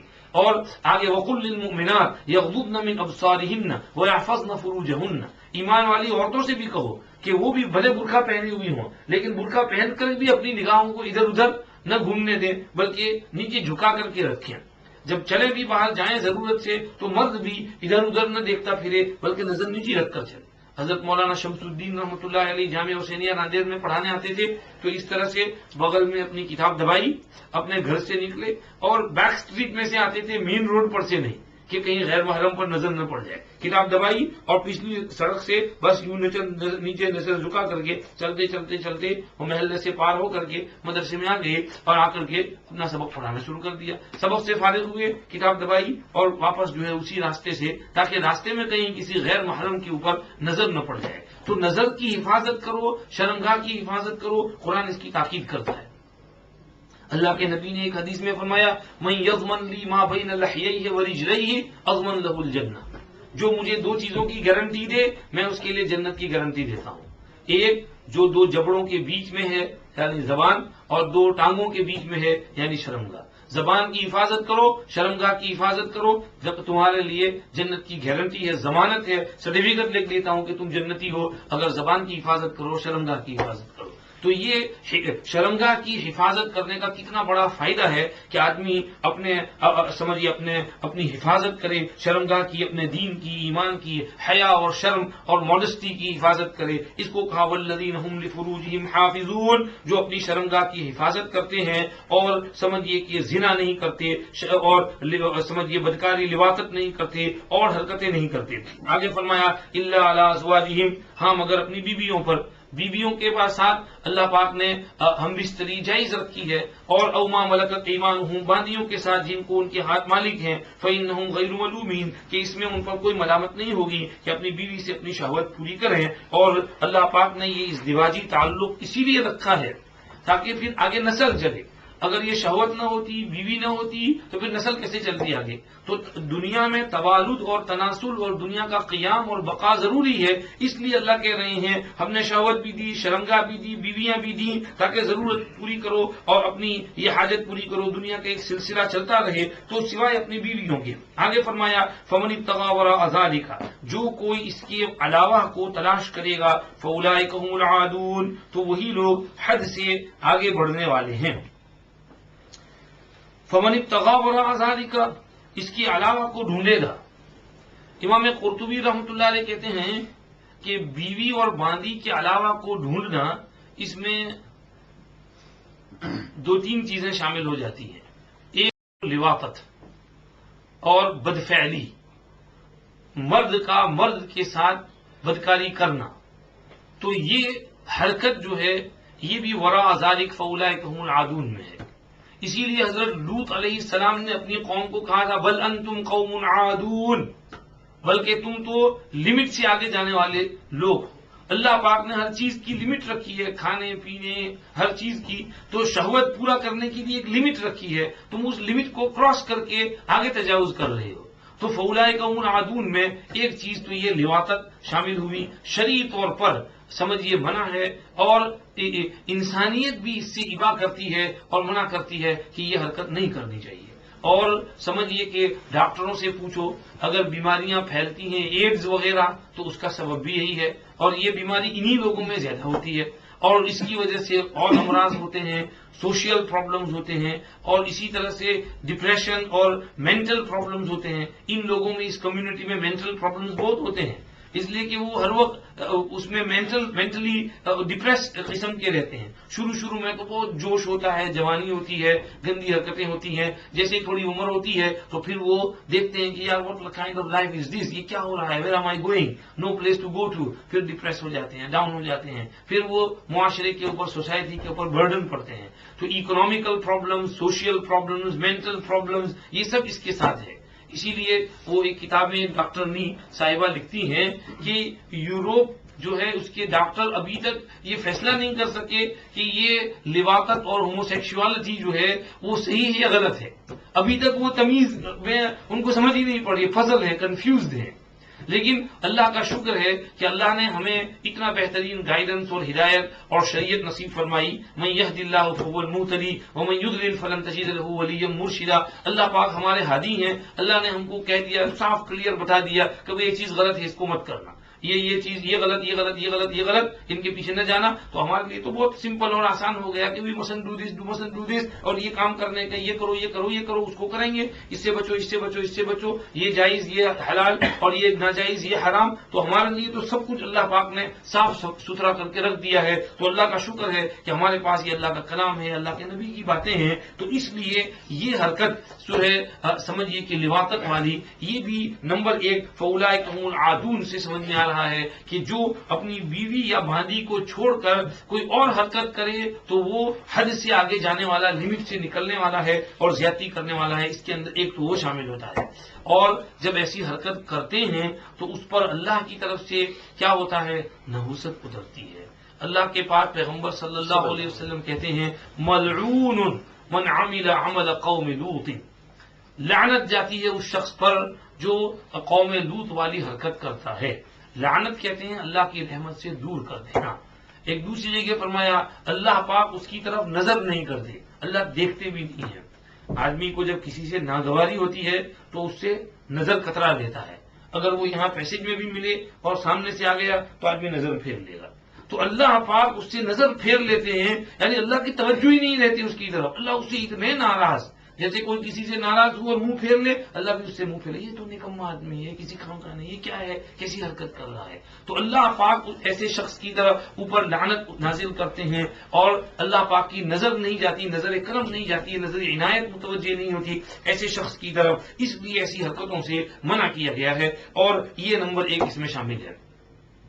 نمبر 2، اس کے اندر علامہ قرطبی رحمۃ اللہ علیہ کہتے ہیں نکاح متع بھی شامل ہے، یعنی نکاح متع بھی جائز نہیں، اس لیے کہ جس لڑکی کے ساتھ یا جس عورت کے ساتھ متع کیا جائے گا وہ نہ زوجہ ہے نہ باندی ہے، اور قرآن نے کہا شرمگاہ جو ہے وہ صرف جائز اور حلال ہے اس کا استعمال کرنا بیوی کے ساتھ یا باندی کے ساتھ، اور جس کے ساتھ ٹیمپرری میرج ہو، ایک رات کے لیے، ایک ہفتے کے لیے، ایک مہینے کے لیے، وہ نہ زوجہ ہے نہ مملوکہ ہے، اس لیے نکاح متع جائز نہیں ہے، اس میں لمبی بحث ہے۔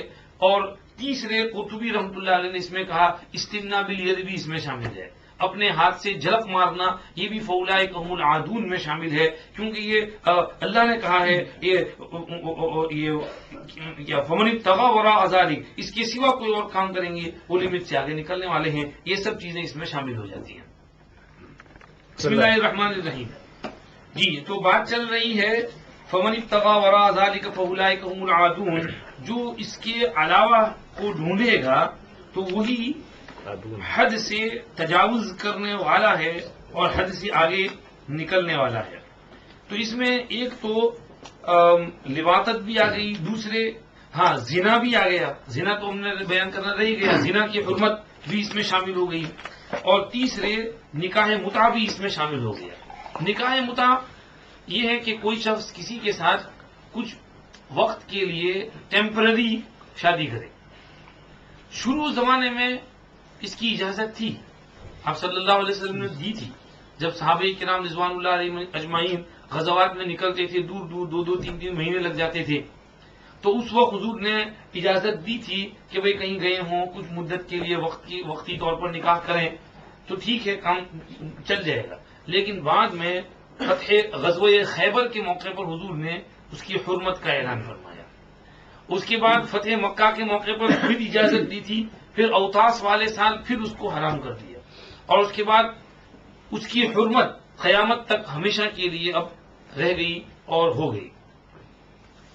حضرت عمر رضی اللہ عنہ اپنے دور میں اعلان کرتے تھے کہ یہ نکاح متع جو ہے آپ صلی اللہ علیہ وسلم نے حرام کیا ہے، منع کیا ہے، فرماتے تھے اگر مجھے خبر ہوئی کہ کسی نے متع کیا ہے تو میں اس کو زنا کی حد مانوں گا۔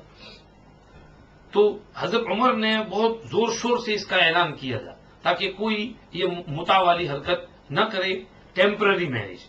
شروع میں کیا ہوتا تھا کہ کوئی کہیں پر گیا ہوا ہے اور کچھ دن کے لیے رہنا ہے، تو کسی عورت سے کہا کہ میرے ساتھ ایک ہفتے کے لیے نکاح کر لو، تو شادی کر لو، کہہ رہی ٹھیک ہے، کیا دو گے تم؟ تو اتنا دیں گے، چادر دیں گے، پیسہ دیں گے، اور کچھ اور دیں گے، سامان دیں گے، وہ کہے ٹھیک ہے، راضی ہو گئی، تو اس کے بعد نکاح کر لیا، متع ہو گیا، اس کے ساتھ رہے 1 ہفتہ 2 ہفتہ، اور اس کے بعد چل دی وہاں سے، اور حضور نے جب حرام کر دیا منع ہو گیا۔ یہاں پر امام قرطبی کہتے ہیں اس روایت حدیث اس آیت کریمہ کی روح سے بھی یہ پتہ چل رہا ہے کہ نکاح متع حرام، کیونکہ جس عورت کے ساتھ نکاح متع کرتے ہیں وہ زوجہ اور بیوی نہیں ہے، اور وہ باندھی بھی نہیں ہے۔ زوجہ اور بیوی اس لیے نہیں کہ اس کا نفقہ اور اخراجات اس کے ذمہ واجب نہیں، دوسرے اس سے جدائیگی کے لیے طلاق نہیں دی جاتی، بلکہ وہ جب پیریڈ ختم ہوتا ہے 1 ہفتہ یا 1 مہینے کا تو آٹومیٹک وہ سیپریٹ ہو جاتی ہے۔ تیسرے اگر اس کے اولاد ہوئی تو وہ اولاد اس شخص کی طرف منسوب نہیں ہوتی بلکہ اس کی ماں کی طرف منسوب ہوتی ہے۔ چوتھے اگر اس دوران اس 1 ہفتہ یا مہینے میں دونوں میں سے کوئی ایک مر جاوے تو میراث نہیں چلتی ان میں آپس میں، اس کو اس کی میراث نہیں ملتی، وہ مر جائے تو اس کی میراث اس کو نہیں ملتی۔ تو یہ سب علامات ہیں کہ یہ عورت جو ہے زوجہ نہیں ہے اور باندھی بھی نہیں ہے، اس لیے کہ باندی تو اپنے اختیار میں ہوتی ہے، اس کو بیچنا بھی جائز ہوتا ہے، اس کو کوئی بیچ نہیں سکتا، اس لیے یہ نہ زوجہ ہے، یہ نہ مملوکہ اور باندی ہے، یہ کچھ اور تیسری صورت ہے۔ اس لیے اس آیت میں کے ذریعے سے فمن ابتغى وراء ذلك میں یہ نکاح متعہ بھی شامل ہو گیا، اور اب اس کی گنجائش اور اجازت نہیں رہی ہے، یہ حرام ہو گیا ہے۔ اور سمجھیے کہ اسی پر ائمہ اربعہ، امام ابو حنیفہ، امام شافعی، امام مالک، امام احمد ابن حنبل اور تمام اہل سنت کا اس پر اجماع ہے۔ شروع میں صحابہ میں کچھ اختلاف تھا، کیونکہ شروع میں حرمت تھی اور حضرت عمر نے بعد میں اس کا اعلان اچھی طرح کرا دیا تھا۔ کچھ صحابہ کا اختلاف تھا۔ عبداللہ ابن مسعود کی کچھ روایت اس طرح آتی ہے، عبداللہ ابن عباس سے کچھ اس طرح آتا ہے کہ وہ اجازت دیتے تھے، لیکن عبداللہ ابن عباس سے جب اس کو کہا گیا تو انہوں نے کہا میں نے تو اس کو اضطراری درجے میں اجازت دی تھی، کوئی مضطر ہو گیا ہو، جیسے کوئی اضطراری درجے میں سور کا گوشت کھا سکتا ہے، بھوکا مر رہا ہو تو سور کا گوشت کھا لے، تو ابن عباس نے کہا میں نے جو اجازت دی تھی وہ کوئی اتنا مجبور ہو گیا ہو کہ زنا کرنے والا ہو تو اس کے بجائے نکاح متعہ کر لے بہتر ہے، ایسا میں نے تو کہا تھا، میں نے اس کی کوئی الگ اطلاق اجازت نہیں دی تھی۔ پھر ابن عباس نے خود بھی رجوع کر لیا تھا اپنے قول سے اور کہا تھا کہ یہ نکاح متعہ جو ہے یہ متعہ صحیح نہیں ہے۔ تو یہ حضرت علی کرم اللہ وجہہ سے بخاری شریف میں روایت ہے کہ نہا رسول اللہ صلی اللہ علیہ وسلم عن متعۃ النساء یوم خیبر وعن لحوم الحمر الاہلیہ۔ خیبر کی لڑائی کے موقع پر خود حضور پاک صلی اللہ علیہ وسلم نے دو چیزوں سے منع کیا، ایک متعہ کرنے سے اور دوسرے پالتو گدھے کا گوشت کھانے سے، ورنہ اس سے پہلے جس طرح گائے کا گوشت کھاتے ہیں، گھوڑے کا گوشت شافعیہ کے یہاں جائز ہے، تو پالتو گدھے کا گوشت بھی جائز تھا، مگر خیبر کے موقع پر حضور نے کہا کہ پالتو گدھے کا گوشت حرام ہو گیا ہے اس لیے مت کھاؤ۔ تو اسی طرح سے متعہ کو بھی حضور نے اس دن حرام کہا تھا۔ یہ روایت کن سے منقول ہے؟ حضرت علی کرم اللہ وجہہ سے۔ اور یہ اس لیے ہم کہہ رہے ہیں حضرت علی کا نام کہ یہاں پر شیعہ اور روافظ متعہ کی حلت کے قائل ہیں، وہ کہتے ہیں متعہ جائز ہے اور ان کی یہاں ہوتا ہے۔ اور ایران میں امام خمینی جو ہے اس نے اس کو خوب زور شور سے اس پر رسالے بھی لکھے تھے، تشہیر بھی کی تھی کہ متعہ کرو، اور ان کے یہاں موضوع اور من گھڑت روایتیں بھی کچھ ایسی ہیں کہ جو شخص متعہ کرے گا اس کو بہت ثواب ملے گا، فضیلت اس کی، ایک مرتبہ متعہ کرو گے تو حسن کا درجہ ملے گا، دو مرتبہ کرو گے تو حسین کا درجہ، تین مرتبہ کرو گے تو علی کا درجہ ملے گا، اور چار مرتبہ متعہ کرو گے تو اس کے بعد جو غسل کرو گے تو غسل کے پانی کے ہر قطرے سے اللہ پاک ایک فرشتہ پیدا کریں گے اور وہ فرشتہ قیامت تک اس کے لیے دعائیں مغفرت کرتا رہے گا۔ تو ایسی من گھڑت فورج اور فیبریکیٹڈ روایتیں وہ بناتے تھے اور سمجھیے کہ اس کو کہتے تھے۔ تو صرف ان کے یہاں اس کی حلت اور جواز کا قول ہے، تو ان کو ہم کہتے ہیں بخاری شریف میں حضرت علی کی روایت ہے۔ تو اگر حضرت علی سے آپ کو محبت ہے تو حضرت علی کی یہ روایت کیوں نہیں لیتے جو بخاری شریف میں سند صحیح کے ساتھ منقول ہے؟ تو اس کو لینا چاہیے، اس پر عمل کرنا چاہیے، خود حضرت علی سے وارد ہو گئی ہے۔ تو ان کے یہاں متعہ کی حلت اور اس کا جواز منقول ہے، اور سمجھیے کہ یہ اس کو کہتے ہیں۔ حضرت مولانا ادریس کاندلوی صاحب رحمۃ اللہ علیہ فرماتے ہیں کہ اگر تمہارے یہاں متعہ جائز ہے تو پھر چپ چاپ سے کیوں کرتے ہو؟ چپ چاپ سے کرنا اس بات کی دلیل ہے کہ تمہارا دل اندر سے پکار رہا ہے کہ یہ چیز رانگ ہے۔ یہ ایک زنا کا مہذب طریقہ ہے کہ ایک رات کے لیے شادی کر لی، وہاں پر مہر بھی نہیں ہوتا، گواہ بھی نہیں ہوتے، اور کوئی مجلس بھی نہیں ہوتی، صرف تنہائی میں خلوت میں کسی لڑکی کو کہا کہ ایک رات کے لیے میں تجھ سے شادی کرتا ہوں، اور وہ کہ ہاں میں قبول کرتی ہوں، اور ہو گیا اس کے لیے، تو زنا ہی ہے۔ تو اگر متعہ جو ہے وہ جائز ہے اور شرعی طور پر حلال ہے، تو جس طرح نکاح جو ہے مجلس میں منعقد ہوتا ہے، متعہ بھی مجلس میں ہونا چاہیے، وہاں مبارکباد دینی چاہیے جو متعہ کر رہا ہو اس کو، اور کھارے تقسیم کرنی چاہیے، چھوارے تقسیم کرنے چاہیے، اور شور ہونا چاہیے اس کا۔ حالانکہ یہ چیزیں نہیں ہوتی ہیں، تم چپ چاپ سے کرتے ہو، معلوم ہوا تمہارا دل بھی اندر سے کہہ رہا ہے کہ بھئی متعہ کرنا یہ غلط چیز ہے، نہیں کرنا چاہیے، یہ بھی زنا کی ایک مہذب شکل ہے۔ جو لوگ وہاں پر بھی، خود ایران میں بھی، شیعوں میں بھی جو مہذب ہیں لوگ ہیں وہ نہیں کرتے ہیں اس کو، جانتے ہیں کہ یہ چیز غلط ہے اور نہیں ہونی چاہیے۔ بہرحال یہ خمینی صاحب نے اس کو جو بہت مشہور کیا تھا، شاید اس کے پیچھے بھی کوئی بات تھی۔ جب ایران عراق کی جنگ چلی 8 برس تک، اور اس میں ان کے بے شمار آدمی سمجھیے کہ مرے، تو عورتیں بڑھ گئیں، مرد کم ہو گئے، تو عورتوں کی ضرورت کس طرح پوری ہو، تو یہ حربہ چلایا۔ خوب اس وقت اس کے اوپر رسالے لکھے، عورتوں کو کہا کہ متا کرو، مردوں سے بھی کہا متا کرو، اور یہ سمجھیے کہ یہ اس کے پیچھے شاید ایک سازش تھی، ورنہ شرعی طور پر متا کرنا یہ جائز نہیں ہے، یہ بھی زنا کے حکم میں ہے۔ جیسے حضرت عمر نے کہا تھا کہ اگر متا کرو گے تو زنا کی حد ماری جائے گی۔ عبداللہ ابن عباس رضی اللہ عنہ کے متعلق ایسا فتویٰ آیا ان کی طرف سے، تو حضرت عبداللہ ابن زبیر رضی اللہ عنہ نے ان کو ڈانٹا، کیونکہ ہم عمر تھے، ان کو کہا کہ یہ کیا تم بکواس کرتے ہو، بند کرو اس کو۔ انہوں نے کہا کہ نہیں، انہوں نے کہا کہ دیکھ، اگر تو کر تو صحیح، تو جائز سمجھتا ہے، متا کر کے دیکھ، اگر مجھے پتا چلا تو میں تجھ کو سنسار کروں گا اور پتھر مار مار کے ختم کر دوں گا، رجم کروں گا۔ تو یہ عبداللہ ابن زبیر رضی اللہ عنہ نے، چونکہ اس وقت خلیفہ تھے، بہت زور سے اس حکم کو نافذ کیا اور اس کو بتایا اور سمجھایا، اس لیے متا جائز نہیں ہے۔ اور آگے ایک اور چیز اس کے اندر، جس طرح لواطت آ گئی، زنا کی حرمت آ گئی، متا کی حرمت آ گئی، تو اسی طرح استمنا بالید کا مسئلہ بھی آ گیا۔ استمنا بالید، جھلک مارنا، ماسٹربیشن، اس کا کیا حکم ہے؟ امام مالک رحمۃ اللہ علیہ سے پوچھا گیا کہ الرجل یجلد عمیرۃ، یعنی استمنا بالید، تو انہوں نے فرمایا والذین هم لفروجهم حافظون الا على ازواجهم او ما ملكت ایمانهم فانهم غیر ملومین۔ بس اتنا پڑھ دیا تو کہا کہ اس آیت سے سمجھ میں آ گیا کہ یہ کوئی اچھی حرکت نہیں ہے، یہ کمینگی والی حرکت ہے اور درست نہیں ہے، کیونکہ اللہ نے کیا کہا، شرمگاہ کی حفاظت کرتے ہیں سوائے بیویوں کے یا باندیوں کے، اور اس کے علاوہ جو کریں گی وہ حد سے آگے نکلنے والے ہیں۔ تو امام مالک نے اشارہ کیا کہ اس کے علاوہ حرکت ہے، لہذا یہ درست نہیں ہے۔ آگے حضرت عطا ابن ابی رباح سے یہاں کچھ ایسی روایت آئی جس سے اس حرکت کی سزا جو ہے معلوم ہوتی ہے۔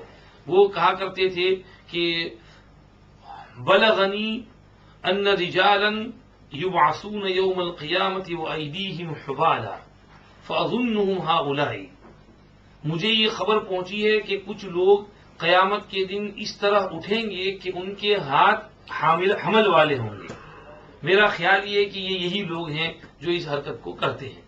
ایک اور جگہ حدیث ہے، ضعیف روایت ہے، آپ صلی اللہ علیہ وسلم نے فرمایا ناکح الید ملعون، جو ہاتھ سے اپنی منی نکالتا ہے وہ اللہ کی رحمت سے دور ہو جاتا ہے۔ تو اس لیے ان روایات کی بنا پر امام مالک رحمۃ اللہ علیہ سختی سے منع کرتے تھے۔ حنفیہ میں سے علامہ عینی رحمۃ اللہ علیہ نے شرح بخاری میں اس مسئلے کو ٹچ کیا ہے۔ علامہ ابن الحمام رحمۃ اللہ علیہ نے بھی کہا ہے کہ یہ مکروہ تحریمی ہے، حرام کے قریب قریب ہے، اور حرام تو نہیں کہہ رہے، حرام کے قریب قریب ہے، اور حرام کہنے کے لیے نص قطعی اور وہ کلیئر پروف چاہیے، چونکہ یہاں پر کوئی نص قطعی نہیں ہے، اس لیے اس کو ہم زنا اور شراب کی طرح حرمت کا درجہ تو نہیں دے سکتے، لیکن قریب بالحرام ہے، اس لیے یہ حرکت نہ کی جائے۔ امام احمد ابن حنبل رحمۃ اللہ علیہ اس مسئلے میں تھوڑے نرم تھے، وہ اس کی حرمت کے قائل نہیں تھے، اور وہ کہتے تھے زنا کرنے کے مقابلے میں تو اچھا ہے کہ اس طرح سے سمجھیے کہ اپنی شہوت اور اپنے ہیجان کو توڑ دے، ورنہ اس کی عادت اچھی نہیں ہے۔ یہ امام احمد رحمۃ اللہ علیہ سے حنابلہ کی یہاں مذہب ہے۔ ہمارا حنفیہ کا مسلک تو یہ ہے کہ قریب بالحرام، اور مالکیہ کے یہاں تو مطلق حرام ہے۔ امام احمد رحمۃ اللہ علیہ البتہ اس بارے میں یہ کہتے تھے کہ اس کو حرام نہیں کہہ سکتے ہیں اور یہ زنا کرنے سے اچھا ہے، بلکہ یہ کہتے تھے باندی کے ساتھ شادی کرنے کے مقابلے میں بھی اہون ہے۔ اہون یعنی اس کا سمجھیے کہ نقصان کم درجے کا ہے۔ یہ تو فقہی طور پر، اور طبی طور پر ایک کتاب ہے آداب المباشرت، اس میں ایک ڈاکٹر حکیم صاحب ہیں، انہوں نے وہ لکھی ہے، اس میں انہوں نے ایسی حرکت کی طبی نقصانات لکھے ہیں کہ ڈاکٹری لائن سے اس طرح استمنا بالید کا نقصان بہت ہے، کیونکہ جب ہاتھ سے آدمی اپنی شرمگاہ کو رگڑتا ہے اور منی نکالتا ہے تو اس کی شرمگاہ کی جو رگیں ہیں وہ سوج جاتی ہیں، پھول جاتی ہیں، اور پھر اس کو یہ بیماری ہو جاتی ہے کہ جب شادی بھی کرتا ہے تو بہت جلدی اس کو انزال ہو جاتا ہے اور منی نکل جاتی ہے، پھر وہ بیوی کے ساتھ سونے کے کام کا نہیں رہتا، ڈیفیکلٹیز ہوتی ہیں، امپورٹنسی جلدی آ جاتی ہے اگر ایسی حرکت کرے، نیز اس کے علاوہ اور بھی کچھ امراض اور بیماریوں کا خطرہ رہتا ہے، تو طبی لائن سے بھی اس سے منع کیا گیا ہے کہ استمنا بالید نہ کریں تاکہ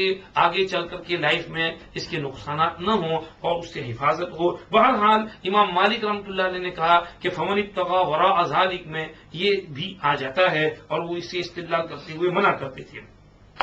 آگے والذین هم لاماناتهم وعہدهم راعون، اور وہ لوگ جو اپنی امانت اور اپنے عہد کا لحاظ رکھتے ہیں۔ لاماناتهم وعہدهم راعون، امانت کی جمع ہے، امانت کی معنی ٹرسٹ، کہ ان کے پاس کوئی ٹرسٹ رکھا گیا ہو تو اس کا لحاظ کرتے ہیں، اس امانت کو ادا کرتے ہیں۔